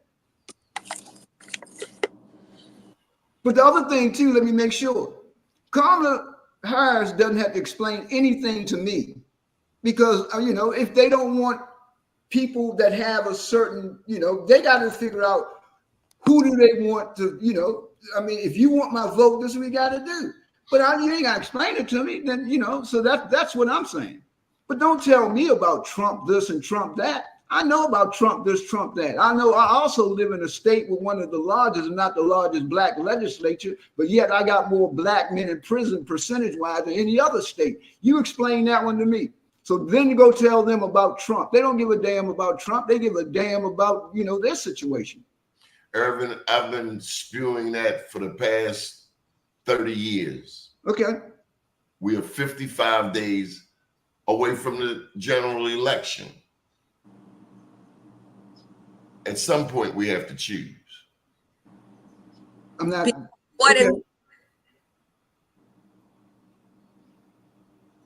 I'm not understanding what you're saying.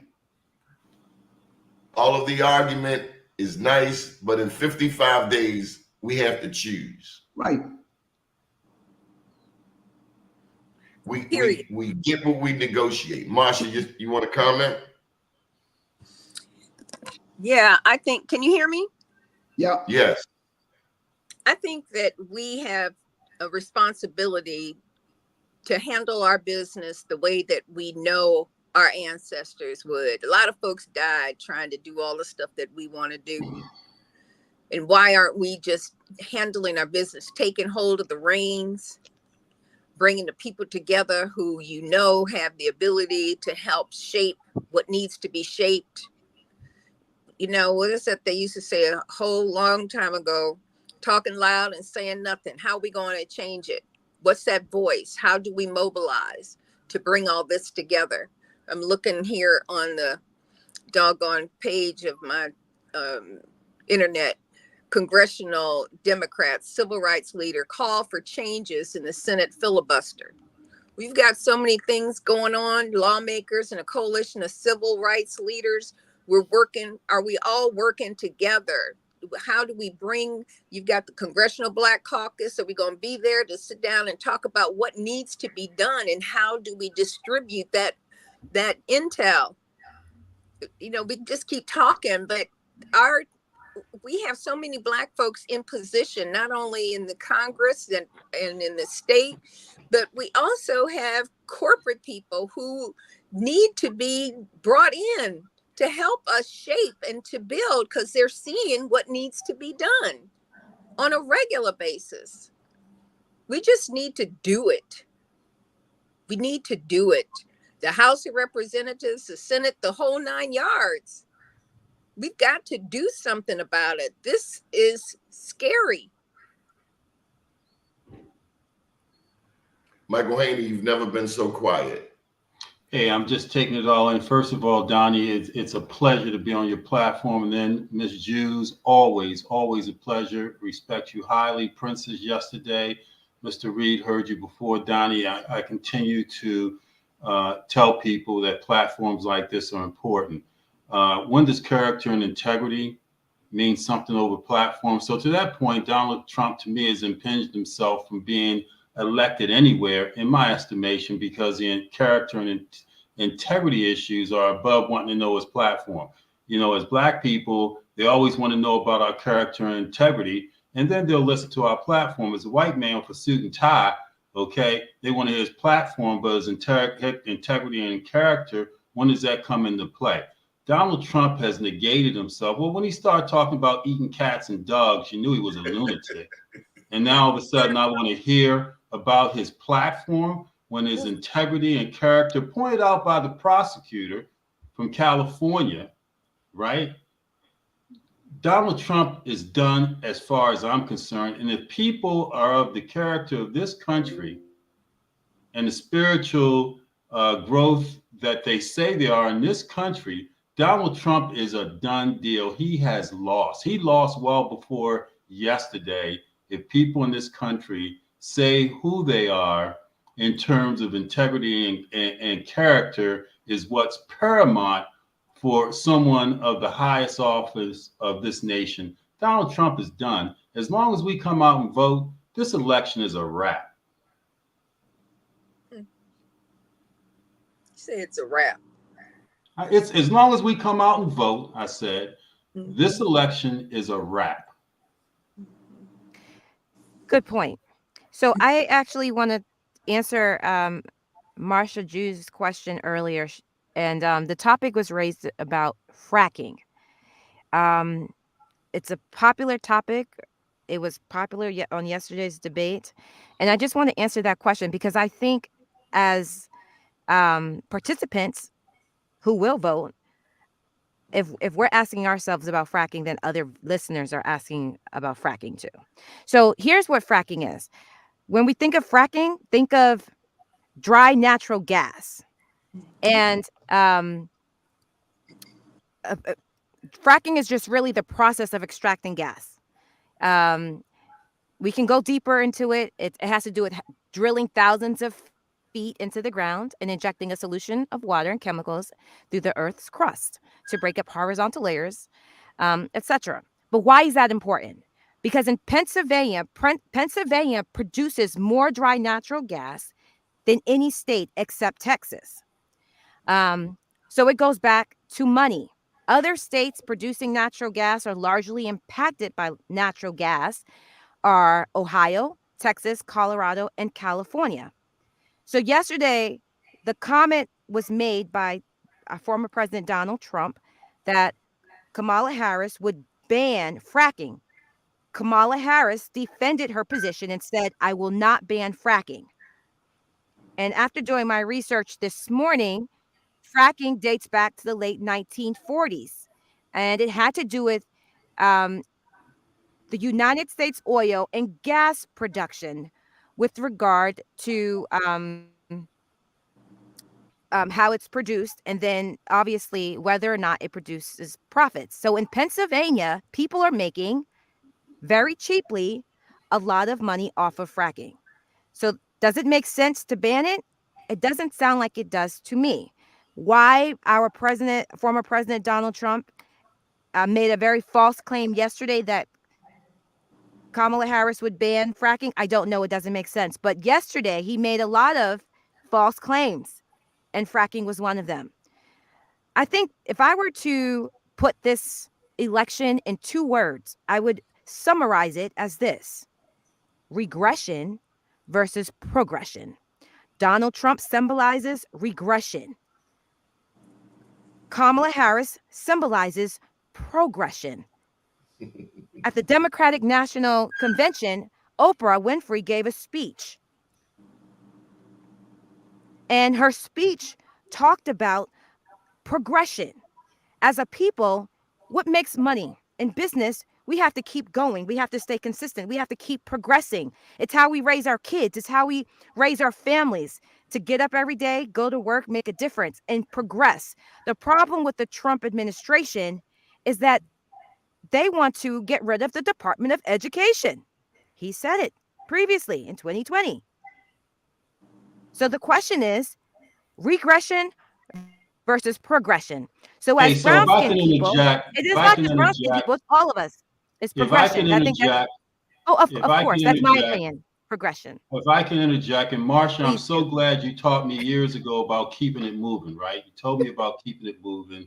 Conversations, particularly on networks like this, are important with engagement, interjections, debate, etc. It's very important.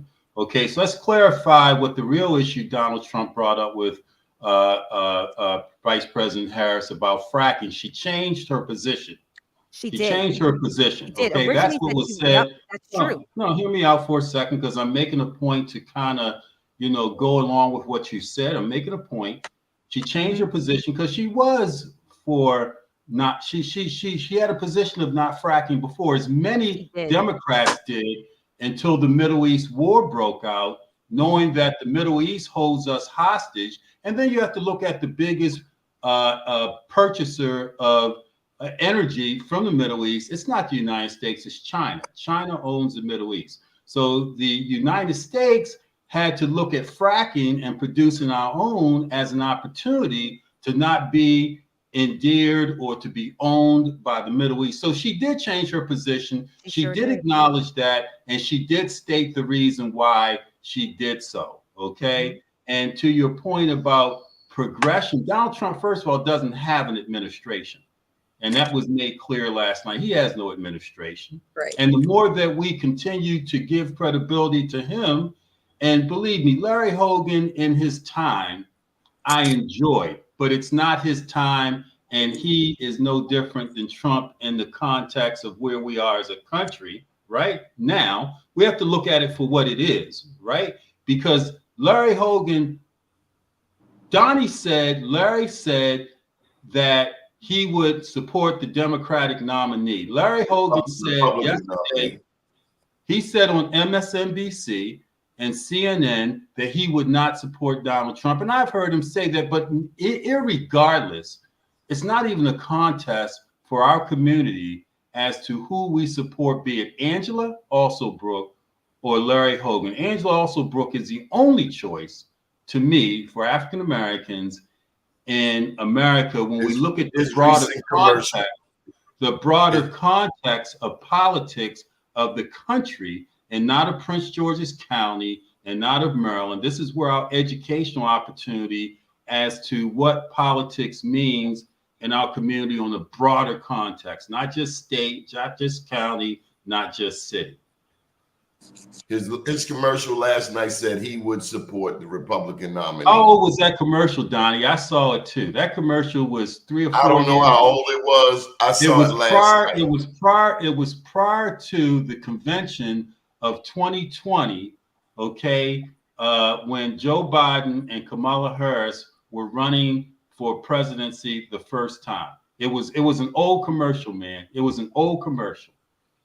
But why are they running it again? Because that's Angela Alsobrooks running that commercial for the purposes of showing that Hogan flip-flop. But you know what they do. They try to, switch and bait. That's an old commercial? It was an old commercial. It was a commercial that Angela used in her recent commercial against Hogan. That was something that Hogan said years ago. So let's just do the research. First of all, hey, I'm supporting Angela, but to Hogan's credit, he has always said he would not support Donald Trump, even to the point he's not going to support Harris for whatever reasons. He's not going to support her, but he says he wrote in his grandfather or Abraham Lincoln the last election because he doesn't support Trump. That's how he gained footing in the Black community, by saying he wasn't supporting Trump.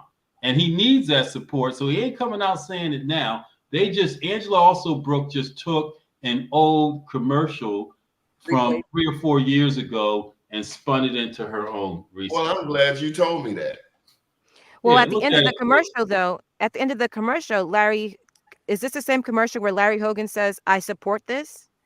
Is that the same? No, that's Angela. You have to look at this very carefully. Look at this very carefully. I just want to make sure I'm referring to the same commercial. Angela Alsobrooks paid for that commercial and used that old clip, as they all do, to try to contradict Larry Hogan saying something. And they all when is their debate? They all do it, but it's an old commercial Larry Hogan put out. When is the Hogan Alsobrooks debate? Anybody know? I thought that they've got one the first week of October. I thought they have one the first week of October. I have to look for that. Well, thank you for the enlightenment. I'm learning something today. I learned something new on my own show. Oh, right. So, right. Usually at the end of the commercial, at the end, you'll see in the very fine print who endorses the commercial, how it's paid for. And that's what Mike is talking about. Yeah, right, Mike? It's paid for by Angela Alsobrooks. And if I can say for a second to stir up, if I could say for a second to stir up Irvin Reed, who I respect and admire, right? Because I've been on a couple of shows with him. What is it about Trump's platform are you interested in? I'm not interested in anything. Let me say this again. People don't listen to what people are saying. I spent 10 years in corporate sales, taking listening classes and all of that. I am not voting for Trump. So there is never a reason to ever have a conversation with me where you bring Trump into it, because I'm not supporting Trump. What I'm saying is this: Irvin Reed gonna look in the mirror in the morning and say, I'm okay with what I did. I've seen what goes on behind closed doors in the state of Maryland and Prince George's County and what's happening to Black folk. I've seen leaders such as a Wayne Curry and a Hey, you gotta quantify that, man. You can't just throw out statements like that, not at least quantify it with one point. What goes on behind closed doors? Because I'm not always at the table. It sounds like you are. What the heck are you talking about? I've seen people make votes or not make votes based on them maintaining their position, maintaining them moving up in the leadership, maintaining what was best for them or a certain class of people. I don't hear a lot of people when I listen to messages and all that talk about the least of us. Westmore pardoned 175,000 people. Why couldn't Barack Obama? What did you say? What did you say? He pardoned 175,000 people. Who did? Westmore. When? When was that, Donnie? Well, don't ask Donnie. You said that. You put out that erroneous information, which is not true, because there's not 175,000 people. Now, Obama and Holden pardoned almost that number. Pardoned. So you have to look at the difference between a pardon and an expungement of records. Because many times, well, it wasn't an expungement. It was not a expungement of records. It was a pardon. Westmore did not pardon 175,000 people in 2 years. Trust me, he didn't. So I think, Urban, your news. So according to whether or not this is accurate, according to U.S. News Report on June 17th, 2024, it reports Maryland Governor Wes Moore on Monday signed an executive order that issued a pardon for 105,000 marijuana-related convictions, 175,000 marijuana-related convictions. Read that again. And that was according to U.S. News. 175,000 Maryland cannabis convictions. Yes. Right. According to U.S. News Like Report, that was on June. So, Donnie, does that mean that you could have had 2024. 10 on your own? You understand what I'm saying in terms of numbers game? So I had 10 convictions because you know how they stockpile things on. Didn't say 175,000 people. It said convictions, and Donnie had 10. You had 100. I had 50. We got to be careful with these games. It's nationally historic. Princess, can you read that again? You're missing my point. Yes. So according to U.S. News, a world report on June 7th, 2024, this report is issued June 17th, 2024, for anyone who wants to look it up.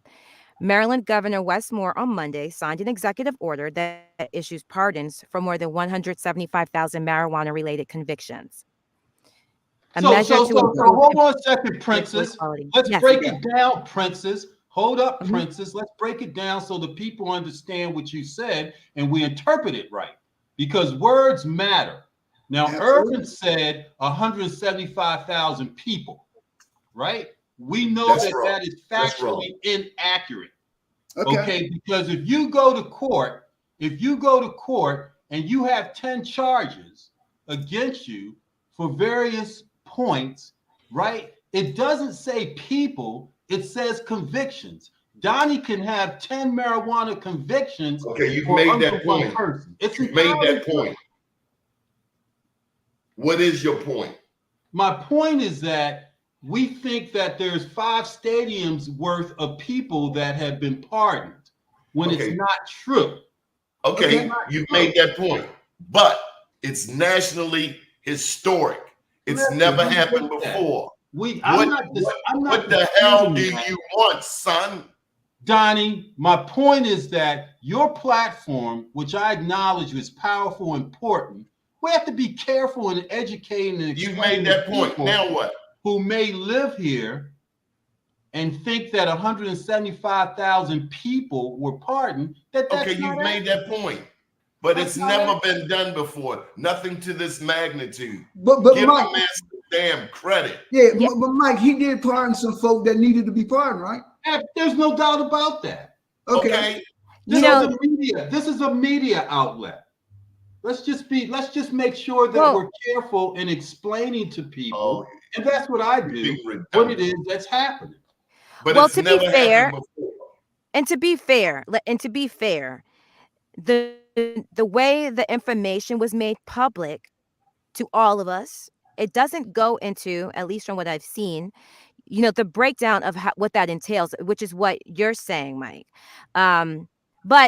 But the news in terms of what has been published, even on Maryland.gov's website, is that 175,000 convictions. So, yeah, so there's some truth to that.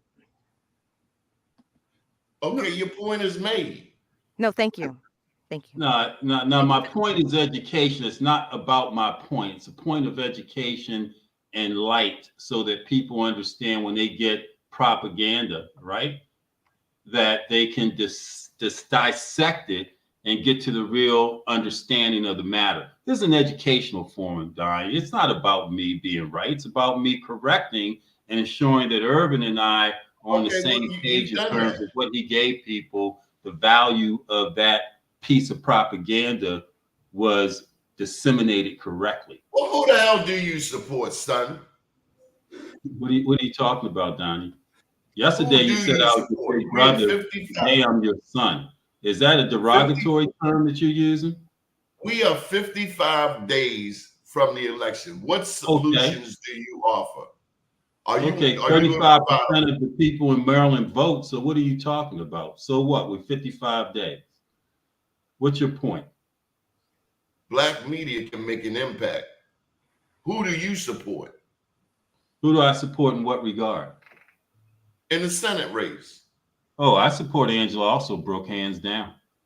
Who do you support in the presidential race? Vice President Harris has my support personally. Absolutely. Not even a question. It's time for women. It's time for women to have their place in these United States to run this country because the men have failed it miserably. Germany has recognized that. Great Britain has recognized that. India has recognized that. The Philippines. And here in the greatest democracy in the world, we glass ceiling women and people of color from being in the highest offices. Why should we trust Harris is willing and competent enough to execute common sense immigration reform, man? I'd love to know who this philosophies of wealth is, man, to ask a question like that, where we don't question a guy like Trump's integrity and character, but we're going to question someone who's a sitting vice president, been a U.S. Senate representative, ran the largest prosecutorial office in the state of California, the second largest state in this land, and now all of a sudden we're questioning her competency. She can't be any worse than Donald Trump. What philosophies of wealth? We put the link in the comments in case you want to come in. Oh, I'm just interested in the person behind the name. I don't hide behind my name. I let you know who I am. But for someone to say, why should we trust? If they use a different word other than trust, you know, that would be something that I would, you know, look at. But trust, but yet we're going to trust someone that gets 72 million votes like Donald Trump to go in office, and now we're putting trust in front of a black woman or a black man. That's what we tend to do in communities, man. As long as they got a suit and tie and they're white, we're good with it. But when it comes to a black person, we want to know who they are, where they come from, if they've been to jail. We are amazing sometimes in our thoughts and opinions of each other. Amazing. Philosophies of wealth. We put the link in the comments. We'd love you to come on and share your thoughts on camera. They ain't coming on. I dare them to. They ain't coming on. They ain't got the nerve. That's why they obfuscate. What does that mean? Speak on Harris, please, sir. No, don't. Hey, they ain't got the nerve. I'm trying to bait them to come out. They ain't coming out. That's why they hide behind where they are. Darnell Schaefer. I appreciate that, Darnell. Good point, man. I'm glad you at least surfaced, man. But what is the trust question that you have on Kamala Harris, particularly with who she's going against? There's no trust issues there. She ain't been locked up. So because you've been locked up, you can't be trusted?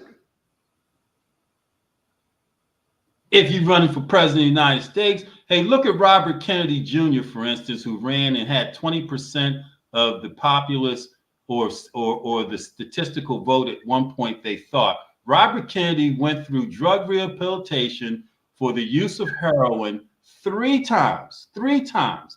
Robert Kennedy out in Colorado was in drug rehab for heroin use. If you was black, you don't get that opportunity. You know what I'm saying? That's part of the contradiction of this country has it's two parts of this country. It's for whites and it's for others, of which we are. And let's not ever forget that.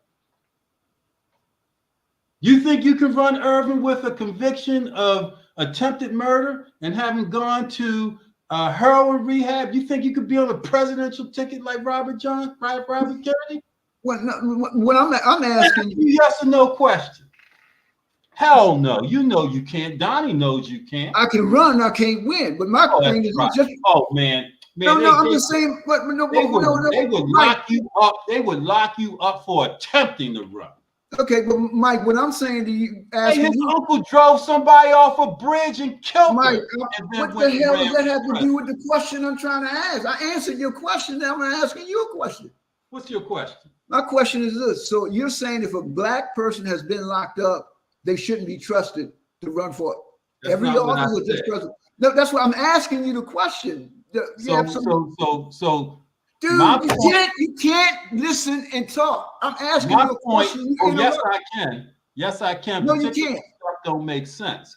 But my point is that forget being locked up. I'm talking about going to drug rehab for heroin 2 times. If I was black, I couldn't run. There's no doubt in my mind. Now, if I was locked up with a record for attempted murder or driving someone off a bridge, I know I definitely can't run as a black man in this country for the highest office in the land. But you've got 2 examples, Ted Kennedy of the Kennedy clan, Robert Kennedy, his nephew, that were able to do that to what I can't do. And this is what we have to understand as a people. And then we're going to trust Harris and ask that question? Let's get real, man.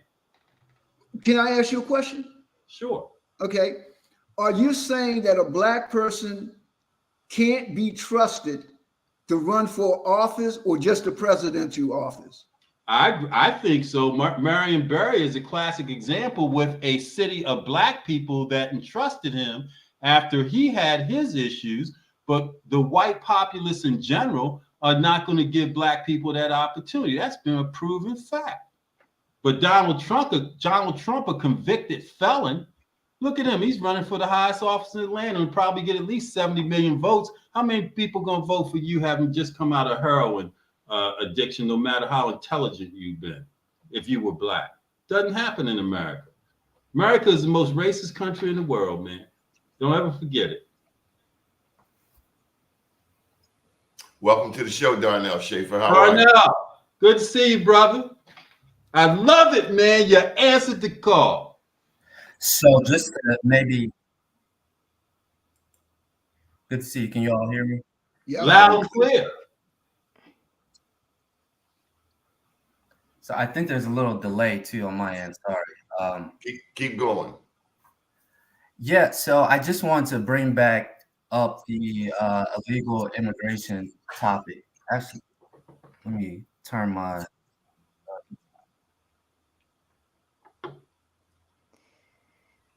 Sorry, it's just a delay. Oh, come on, Darnell. We know about stall tactics, man. Get to your thing, man.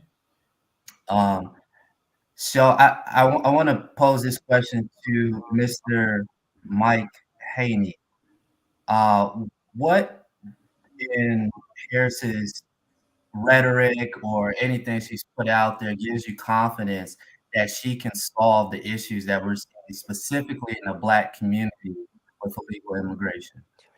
Hey, well, that's a great question, man. First of all, for me, I look at the fact that she's to me someone that has the character and integrity. First of all, for me to believe that her efforts will be one in which I can trust her efforts, because there's too much that has to happen for her to make certain things happen. We know that the Senate has to be perfectly aligned. We know that the House of Representatives have to be perfectly aligned. and that certain special interest factions have to buy into her politics per se. So we get all that.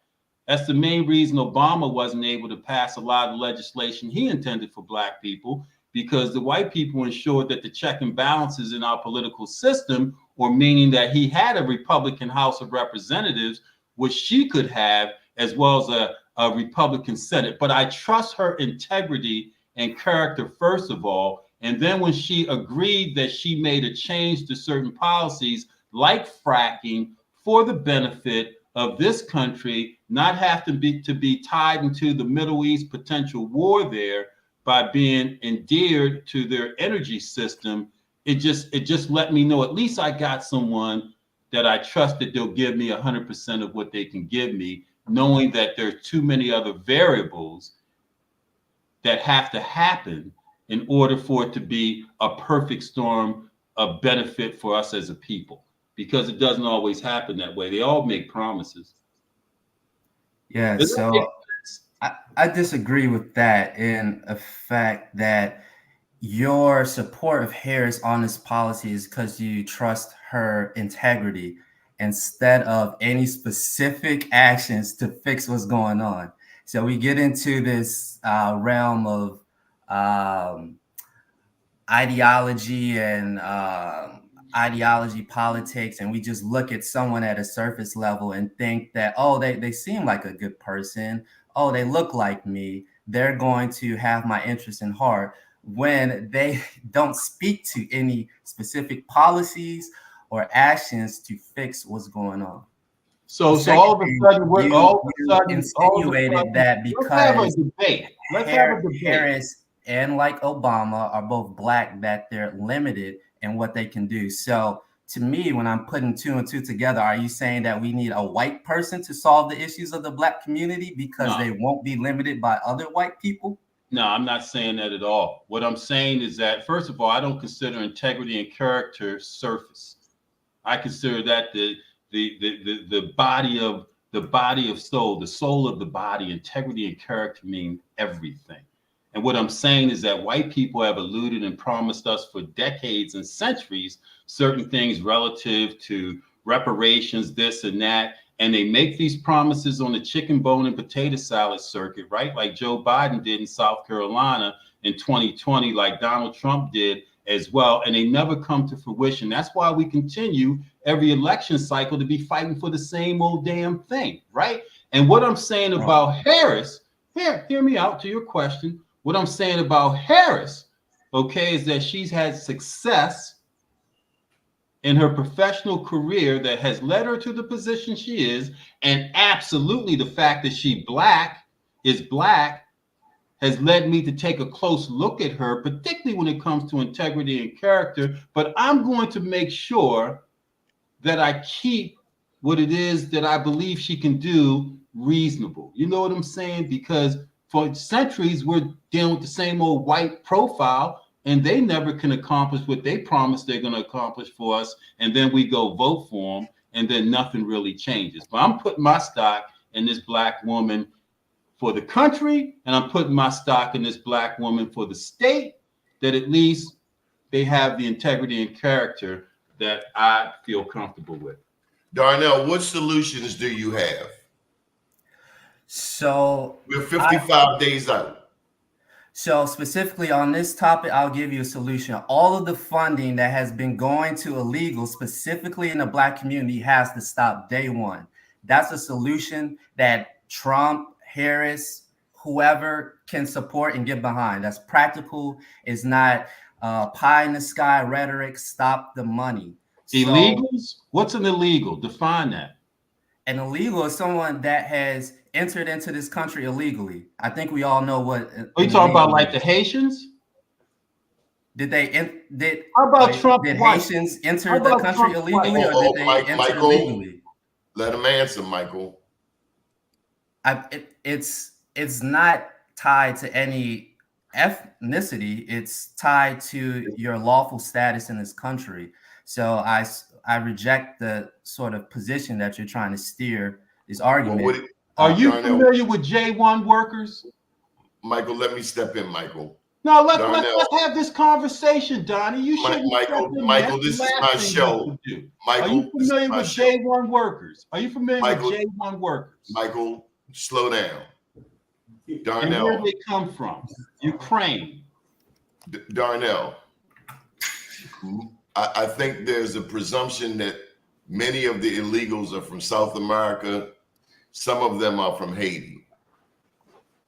And what a lot of people don't know is a lot of them are from China too. They can get here with a $500,000 investment. Okay, they're not illegal. There are pathways for Europeans, Chinese, and Asians to get into this country where people of color don't have that same pathway and opportunity, and that's who they want to new polls out after the debate showing anything. You know, we have to understand the depth of the racism that white people put up as gatekeepers, just like that fence they want to put up at the southern border with people of color or brown people and Haitians coming into the country. They don't have it in Eastern Europe with the Ukrainians that come over here and service you in Ocean City with the J1 jobs, and elsewhere in the service jobs in Baltimore City because they have 6-month visas. A lot of Ukrainians have come here. So if you're entering in this country legally, great. I have no issue with that. And to your point, as a part of immigration policy that may need to be looked at, we need to make sure that it's equitable how we extend visa, the lottery system, and maybe bring down the barrier for those, I'm sorry, I forgot the term, but when you invest a certain amount of money into the country to get those visas. But yeah, I am aware that I'm a big fan of Haiti. I'll be there less than 2 weeks. I've lived in China and I've visited every Black city in this country. And when I go home and visit my mother on the south side of Chicago, and I see specifically not any of the people that you're alluding to that will enter in this country legally, illegally, the havoc that they've done in that community, whether it's from just property damage, vandalism of stores, not being held accountable because the police department doesn't have the capacity to. Why is this influx specifically being targeted to impact our community? And I mean, to bring it more home locally, we can see that on Eastern Avenue. Drive around Eastern Avenue, Highlandtown, around 10 a.m., 11 a.m. Talk to some of the business owners around there. Talk to some of the Black people, and Black people do live over there. Talk to some of them about how they feel about it. So it's not just this whole, oh, we need to be equitable and nice. Black people are being exploited. And I feel like there's so many shaming tactics that, and maybe I might be wrong in saying this, older Black Democrats like to use to keep us in line and keep the party system going. You mean like Doni? A lot of people are just fed up. Like Doni, right? So how are Black people being exploited? Hey, Michael, let me tell you something. You gonna stop that little slick crap. Have you thought about? Darnell, I want to ask you, what race? In the Midwest, the benefit of Darnell people working. Michael, I will put you on mute. Hey, Michael, you're gonna show some respect on my show. Oh, I'm Darnell, sure. You're gonna show some respect.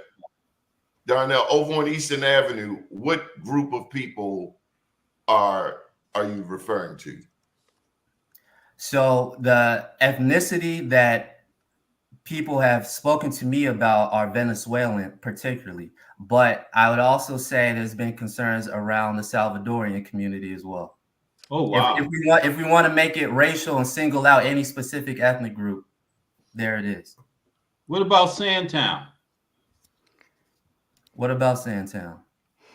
So is it a matter that it's racially motivated, or is just people economically struggling that you have these issues? We got poor white people who have invaded our What about down in Pigtown?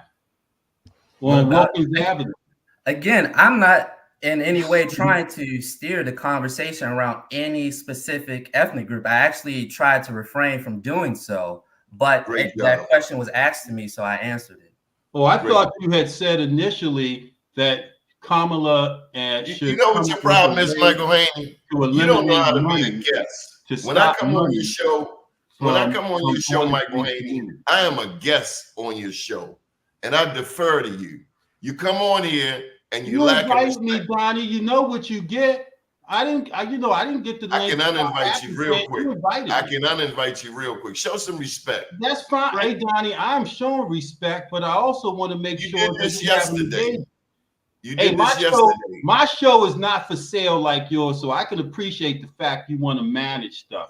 Okay, that's why we have a great day. Princess, how you doing?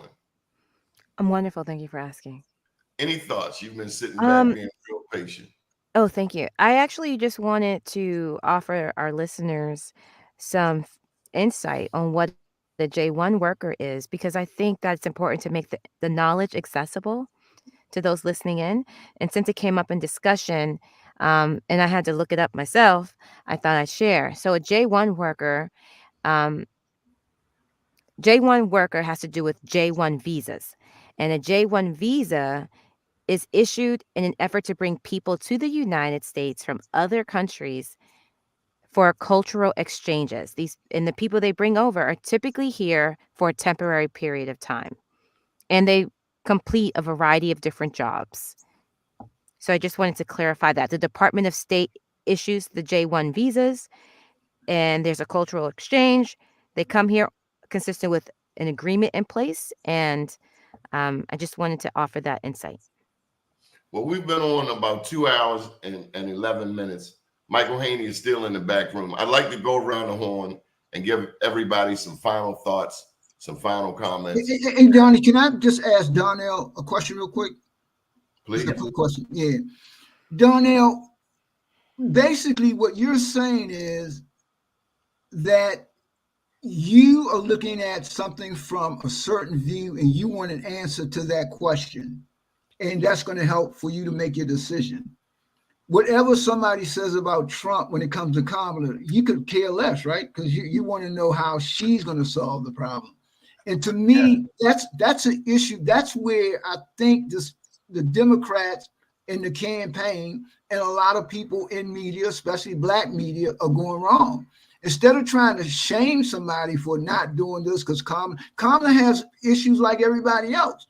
But if this is my thing and I'm against it, I just want to know why I should support you to solve this problem. And it was clear to me what you were saying. You didn't ask about, Trump or this or that. You just wanted to know what is it that she has said that can make you have confidence in that she can do what you think needs to get done. And that's not what politics is. No longer about that. Politics is all about the sound bite, and I like this one, and black men need to come do this and that. All that's bull crap, man. Ain't nobody care about that no more. We want to know how those people that we care about, or the problem that we see, you're going to solve it. And I'm not supporting anyone that doesn't. So, yeah, but no, you and I are most definitely in the same boat. I'm not against Kamala. I just want to know about, what are we going to do about people like, Tyreek Hill getting thrown out of their cars every day in Cherry Hill and other places. What are we going to do about it? And what did you do about it when you were a prosecutor? So that's it. Don't welcome trouble. You're a black man in America. Don't go out to the zoo and smack the lion. I'm not voting for Trump. Yeah. I'm talking about Tyreek Hill. Don't antagonize the police. Okay, well, no, Donnie, what needs to happen is we need to have some people that's going to, pass laws to make sure that if a cop is wrong, he's going to pay the price. Because if white folk can get away with it, black folks should get away with it. So this whole second class mentality. We 13% of the population. Yeah, but not in certain areas. Not in certain areas. We ain't. Not in Prince George's. Not in Baltimore City. That shit's happening there too. So why is it happening there when we are the majority? Would you do what he did No, but I'm 67 too, Donnie. Yeah, we come from different places. Yeah. Princess, let's get your final thoughts as we get up out of here. My final thoughts, since we're talking politics, is regression versus progression. Which side do you want to be on? I'm all for progressing, so I'm voting for Kamala Harris. Darnell? Final thoughts is I think we all should be hyper focused on the interests of the Black community, specifically the Black community, not communities of color, not minorities in a broad sense. What do we care about? I think we need to speak with authority, say it with our chest. Otherwise, we're just going to be treated as a fringe group, the 13%, that small amount.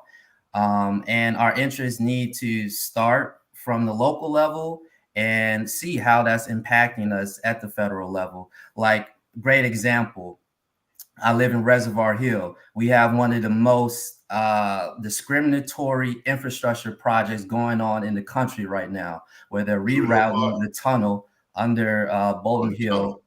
I'm sorry? The tunnel. Yeah, the tunnel. Yep. And they're running it under our Black community in Reservoir Hill. So when I see the sign up that says sponsored by the Biden-Harris Infrastructure Act or whatever they're hanging up on North and Linden, that motivated me to go downtown to City Council yesterday and testify and give them my 2 cents about how I feel about this federal funding going towards something discriminatory. So I think we need to focus on our issues.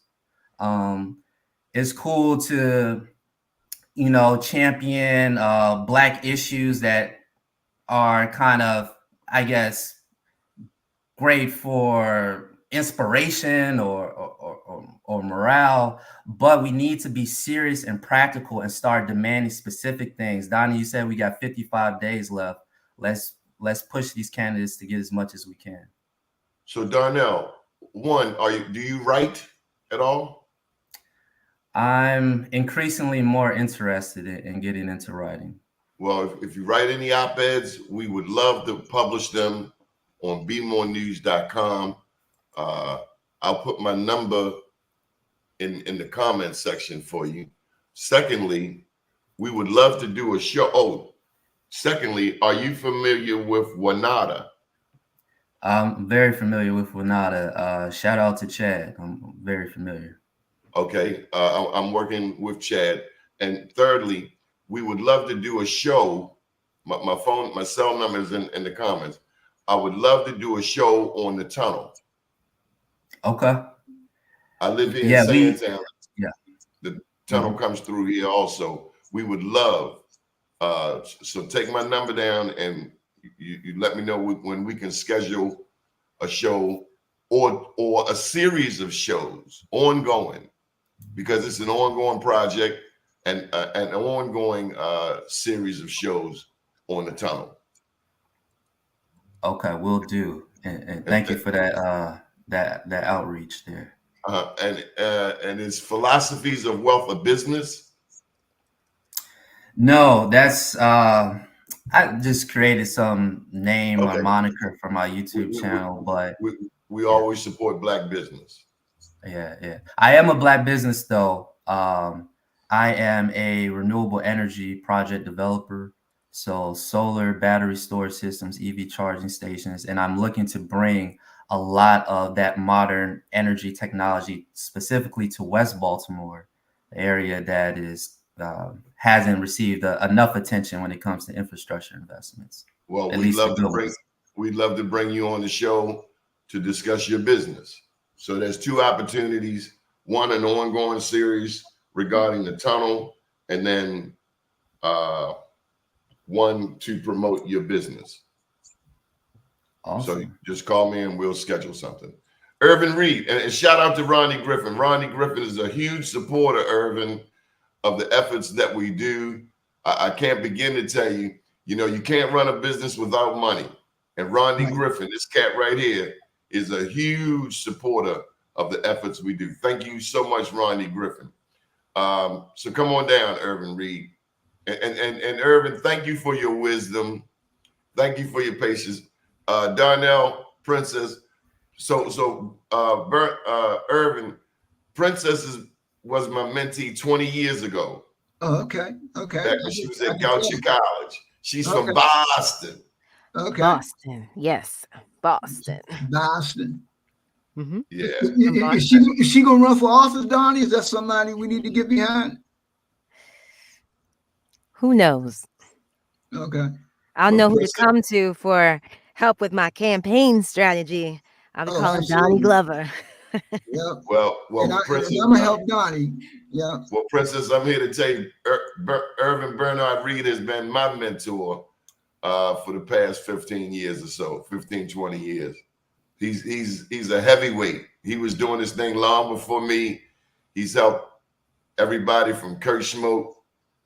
He looks up to Larry Gibson. His mentor is Larry Gibson. I don't know if you know who Larry Gibson is, but Larry Gibson is probably the most historic. He's the iconic Black political operative in the state of Maryland and a huge supporter of Angela Alsobrooks. But Irvin is originally from Cherry Hill, and he lives now in Prince George's County, and he worked very closely with Wayne Carey, the first Black county executive of gorgeous Prince George's County. Go ahead, mentor. Thank you. Your turn, Irvin. Oh, no, Donnie, as always, thank you for being an honest voice, a voice that won't duck any subject, and a person that's going to give everybody an opportunity to come in and to express themselves. I tune on every day because I want to learn something, especially about try to keep track of my hometown, Baltimore. But you are most definitely a gem for Baltimore City, the state of Maryland, that community in general. And man, just keep doing what you can do. And like I say, I'm just proud to say I know Donnie Glover. To God be the glory. He's a good man. We're gonna bring this cat Michael Haney, and he's on. He took his thing. There you go, Michael Haney. You get the final word. Hey, listen, man, it's been a pleasure. Always a pleasure. You know, particularly on your platform, Donnie. You propelled me to have my own platform, 60 Minutes in Black America, seen nationwide, thousands of viewers. Darnell, Princess, of course, Princess. I will absolutely be in touch with you, Mr. Irwin. I know about your legacy in Prince George's County. Always a privilege and a pleasure. Our voices cannot be silent, no matter how loud or soft they are. To Mr. Irvin's point, we have to continue to listen to each other, but we have to have active, engaged conversation. And wherever possible, we have to support each other. Integrity, character mean everything, particularly all communities, and it has to mean something in ours. And platform, to your point, Darnell, is important, but integrity and character mean everything. And Donnie, God be the glory. Thank you for your integrity. Thank you for your encouragement. And thank you for letting me have my own show. See you all Sunday at 7 p.m. on 60 Minutes in Black America. My name's Donnie Glover. Up to date, down tomorrow. Do your day and everything will follow. Nothing to it but to do it. I got to do it regardless of how I feel. I am somebody. I am my brother's keeper. I love you all. Good morning, world.